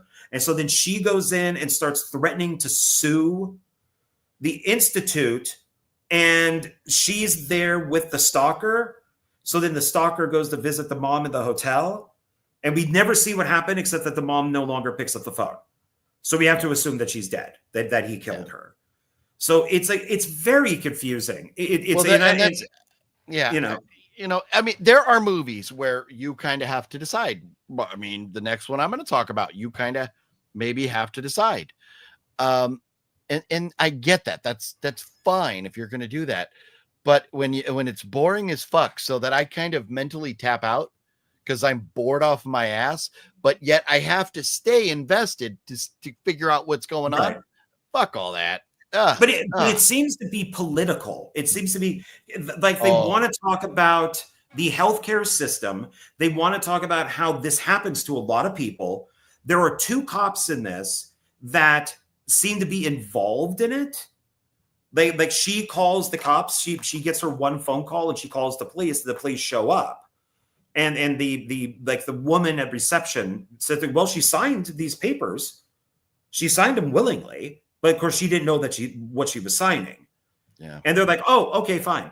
But then once everything kind of comes out at the end, the cops then go in and start arresting people. This seems to be more of a how screwed up our healthcare system is movie, but also a stalker film at the same time. To see if there was a soccer film, to see if there was like an allegory or anything, I would have had to have given enough of a fuck to pay attention. and I just couldn't. Maybe I was just too bugged at the shitty camera work. But I think, wasn't this Soderbergh's like fuck you to Hollywood too, right? So it was kind of like a fuck you to viewers as well, making something this shitty. Yeah, I don't know if this is like a pandemic movie. I mean, Matt Damon. No, it's before the pandemic, but it's it is. I think there was something going on with Soderbergh. It was like a fuck you to Hollywood or something. That's why he did it on that. I loved all of his earlier films, Sex Lies of Videotape, the Underneath. I mean, he even did the Ocean's 11 movies. I mean, he's done like Ocean's 11 and mainstream stuff. He'd flip back and forth, but he got into this weird thing where I'm going to tell these stories using a cell phone. I'm going to tell stories about using a phone that's in like a camera in my watch. So he started experimenting with all of these things, and some work and some don't. And you got almost kind of like Kevin Smith. You know, Kevin Smith all of a sudden, like after Cop Out, was a completely different director. I don't know the order of Kevin Smith's movies, but I fucking love Tusk. See, I hated Tusk. I did not like Tusk. Tusk was phenomenal. Yeah, and that was part of his trilogy, and I hated all 3 films. So so I didn't hate this as much as you did. I don't think I would ever watch it again, but I'm not going to destroy it because it is Soderbergh, and I'll probably pick up his movies at some point. But yeah, I get where you would be very frustrated with this because it's I don't think it plays fair. I give it 0 stars. 0. It does not deserve to exist. And fuck Matt Damon for being a part of that. What would you rate it? Warning, I have my click on the button to remove it. I kid. We all interpret movies differently. I don't know. I really don't know. I would say, I don't know, story-wise, maybe 3, but execution 2. Yeah. Like I find it interesting of what he was trying to do, especially with watching the behind the scenes and all of that. So as an experiment, it's interesting. But as far as the story goes, I don't know. I would maybe give it 2. 2 stars out of 5. That's my reaction to you giving it anything more than 0. I've given better, I've given some good reviews to a certain filmmaker that has walking scenes that go on for 20 minutes. I've given good reviews too. So OGP Trick or Treat with Gene Simmons and Mark Price is in my top 5 favorite movies ever. And I have Mark Price's autograph on a Trick or Treat picture somewhere around here. But that's awesome. I get it. I just maybe it's just the whole 80s not aging well thing with it for me. But I do understand. It's like I said, it's the most awesome, boring movie I've ever seen. That old misleading cover of Trick or Treat with Ozzy Gene was a terrible choice. No, and they did that to get people to go see it. And I understand people do it nowadays. You hire Robert Englund, he's in your movie for 30 seconds and you bill him, boom, right up at the top. Yeah. So everybody wants to buy it. So they still do that shit. I think Hobbs feels the same as UOGP. It took him 4 rewatches of telling me how to watch again before he said he liked it. What are we talking about? What? Oh, are you talking on the Trick or Treat? Is that what you're talking about? Yeah, and here's the thing. I don't dislike it at all. I'm watching, I'm going, his room is cool. The posters are cool. The music is cool. The vibe is cool. The chase when they're running around the school is cool. I mean, like, so many things about this movie are cool, but it just a little bit slow. So now that you've arrived, please stay a while. And I promise I won't keep you long. I'll keep you forever. John Ward has no fucking idea what that is. That is the beginning of a Slayer song. Good sir. The stalker is Josh Leonard from Blair Witch Project. Oh, okay. All right. Yeah, he did look a little familiar. Yeah, I do like me some Blair Witch. A better Unsane choice is the band Unsane's 1995 hit Scrape. It's all skateboarding accidents. Saw it on Beavis and Butthead back in the 90s. Nice. So there's a band called Unsane. Oh, that's hilarious. You see the Sphere, Las Vegas Wizard of Oz. I don't know. I don't know what that is. Somebody else asked about that. I don't. We'll have to look that up. I don't like cell phones. I'm sorry. I forgot to mention this. So since we're talking about budget for Unsane 1.5, it made 14.3. Well, there are a lot of Soderbergh fans out there. And when everybody heard Matt Damon in it, and I think a lot of people wanted to go see how good, because there was so many people going, oh, you could make a movie on an iPhone and it will look just as good as a cinema camera. Bull fucking shit, it will. So, man. So I think a lot of people supported it because of that kind of shit. The iPhone snobs went to see it just because of that. I'm not an iPhone or a Samsung snob. I'm a Samsung guy, but it's just because Samsung's is what I've always used, but they stream better anyways. That's what the reports say. But I think a lot of people went to see it just because of that. So I don't know. I don't like cell phones in movies. Makes a movie feel dated as the years go on. Are you talking just being used? Like, yeah, old flip phones and stuff. Yeah, it hurts writing too. I looked up this Wizard of Oz, and it's the movie Wizard of Oz at the Sphere. Oh, yeah. If it was an Ozzy thing, that would interest me. Yeah. The third film was never released. If you mean Moose Knuckles, how can you hate it, John? Well, there's Tusk. There's Hoser. There's the Hoser one. And then there is a third one. Was that Yoga Hosers? Yoga Hosers. And let me see. Kevin Smith. Yeah, I don't know. Well, now that you know what it is, maybe you'll find it less boring and more enjoyable on rewatch. And if you're talking about Trick or Treat, it's definitely one that will be rewatched from time to time. That's for sure. So you are right. Yeah, Moose Jaws hasn't come out yet, so it's just the two. I did not like Yoga Hosers. The Johnny Depp thing was awful.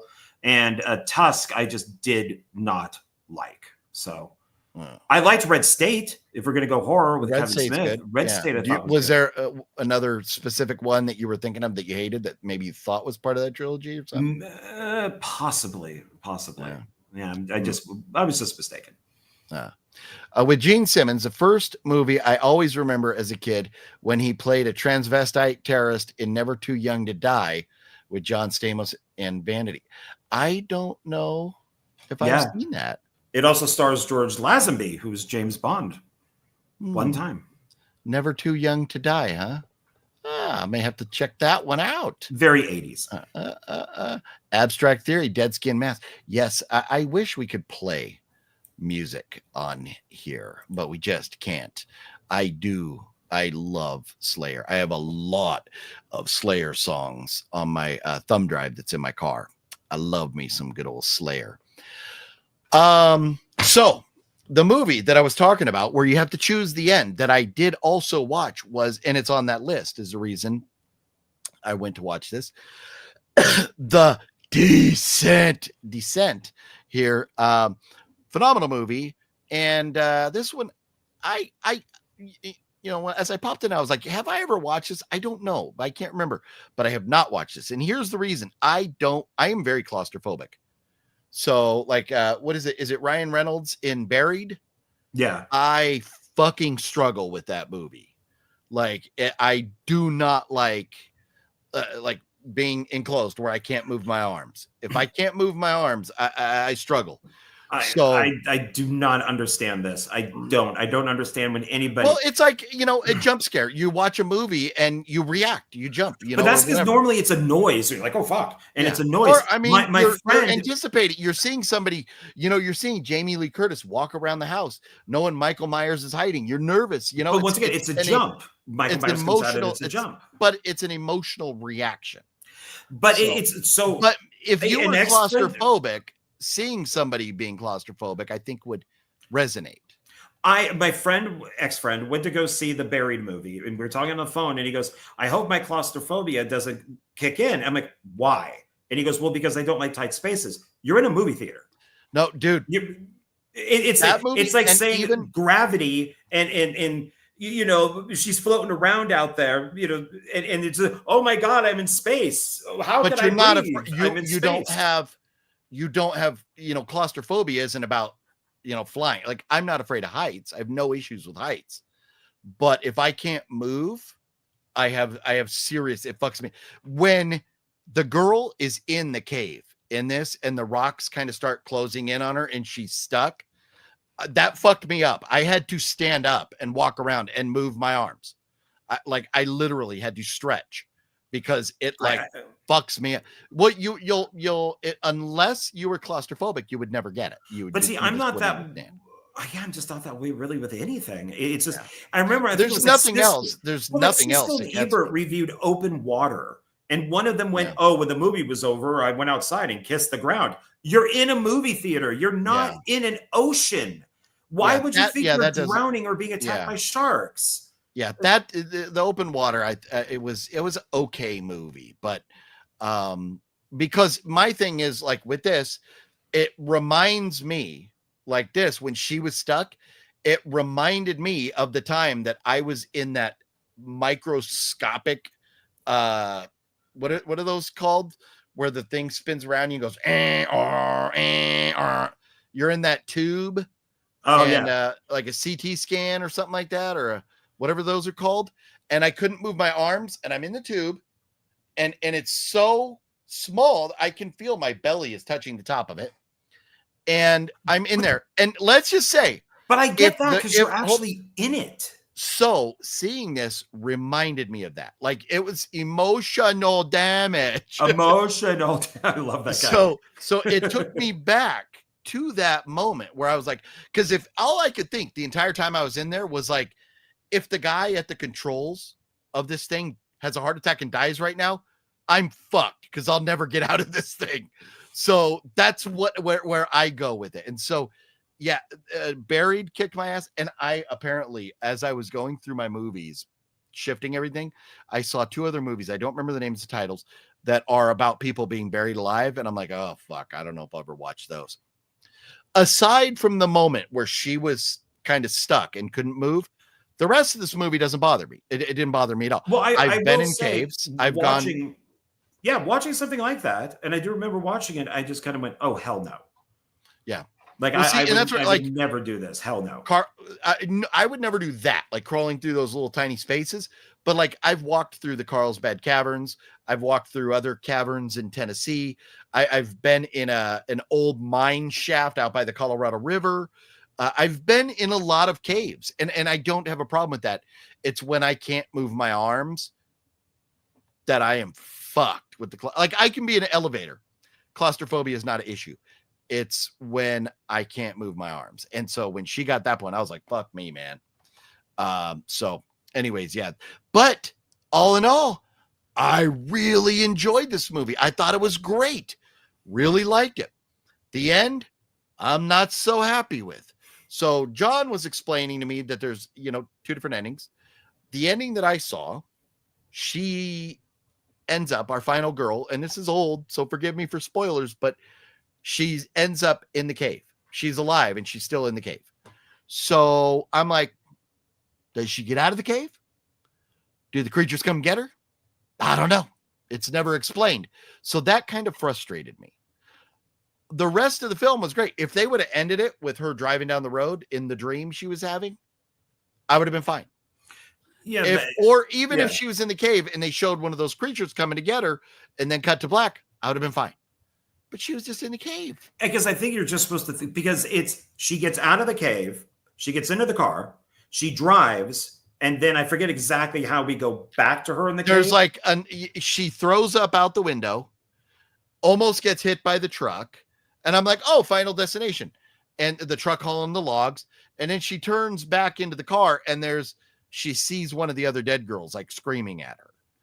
And then it wakes her up and she wakes up back in the cave. So I think we're just with the thing, she gets attacked, she dies of starvation or maybe dehydration or something like that. So then if you watch and that's the American version, because we have to, of course, have, no, that would be I think that's the foreign version because she ends up back in the cave. The American one has her escaping and she's just driving in the car and she's fine. That's, I think, a deleted scene. Or the alternate ending, because in part 2, the Descendant part 2 is, like I mentioned to you, it's like aliens. They come to get her. It's like a group of people. They want her to go back, and it's a different director, so it's not nearly as good as the first one. Why do they want her to go back to be a tour guide, or are they trying to find these creatures? Just like Alien or Aliens. I have no idea. I don't. Because Ripley was on the planet, the military wants Ripley to go back to the planet. So when they go back in part 2, it's because somebody is trying to find these creatures or something. They're missing girls or whatever it was. I don't remember exactly. It's not. She doesn't go back at just happy-go-lucky tour group going. No. Okay. No. So that's okay. But I enjoyed this. I really enjoyed it. It's a great film. So, it's Neil Marshall, who I highly recommend the film Doomsday, which is a great post-apocalyptic movie. He also did Dog Soldiers. Sadly, he did the third, Hellboy, which he said was a massive mistake. He said it was horrible, but he's a very good director. So he did a short film that when he was in college about a guy who goes into a bar hitting on women, and all he uses is old World War II plane crashing sounds. So as he goes up and hits on the girl, you can hear the and then she lets him down. He's like, and you hear like the plane crashing. Moves to the next girl. It just so he just it's this little short film that he just uses that footage or that sound with. So, but it's a good movie. Yeah, the second one is okay. It's not great, but it's okay. Yeah. So the last movie that I got, and I won't talk about it too long so we can wrap this up, but the last movie that I watched this week that I have a physical copy, there's others, and you can look at my Letterboxd if you want to follow me on Letterboxd to see what I'm watching. But the last one, I just watched this afternoon, and this is a movie about men from Mars eating cars, and I don't know why, but they wanted to call me. Anyways, Videodrome starring Blondie. So, David Cronenberg being very David Cronenberg. This movie did not make me mad. This movie made me struggle to stay awake because even though only 88 minutes, it is a fucking slow burn. There are elements of this that are great, and with Blondie and James Woods, I love the cast. The premise of it is amazing, especially for the technology at the time when this came out.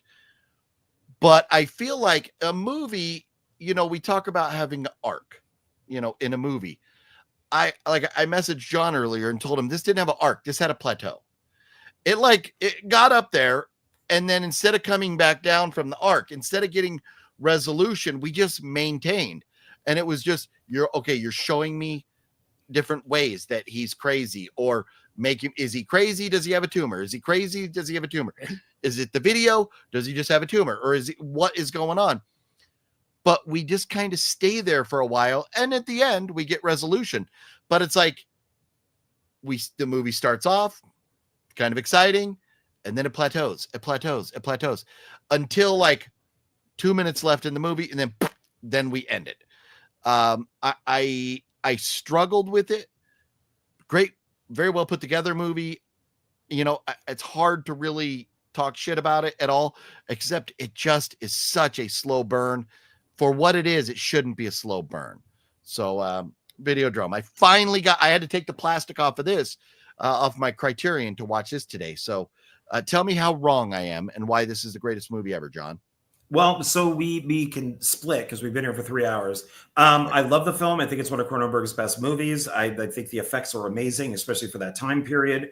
It's a whole thing about television and obsession with pain and suffering, and being, well, not really pain and suffering, but like pain and sex. It's these television. It's like the film Existenz, which is his other film that's kind of a sister film to this, which is more about video games. So it's all about television at that time and how it's obsessive and how you can take television and get pain and pleasure from it. And his stuff is weird. Cronenberg's stuff is very bizarre. Yeah. So you're kind of either into it or you're not. The film that we did watch, Spider, I think is a much more straightforward story for Cronenberg. But yeah, I like Spider more than this. Yes, yeah, I like Videodrome better than Spider. Yeah, so I think most people do. There's a reason it has a Criterion. Yeah. So, but yeah, it's been fun. We'll have to do it again next Monday, John. Yes, I think so. So, yeah, and everybody, thank you for hanging out with us. Thanks for watching. We'll be here, same bat time, same bat channel. And anything else to say before we go? Bye, John. Yeah, go to my channel, check out my review of Making Megaforce, check out the one Filmmaker with the guys from Making Megaforce, and then I did release an out of theater review for Fantastic Four. Yeah, that's right. Very nice. And in 2 days will be our film discussion. So OGP is on that, and Donald is on that, we talk about the worst films that we own and why we still own them because they're so bad. Yep. Yeah. So there you go. Tons and tons of stuff. For me, I probably won't be making another video until next week because when I do other videos, nobody watches. So until next Horror Movie Monday, everybody have yourselves a great night. Stay safe. Go watch some horror movies. See you later. Okay, bye.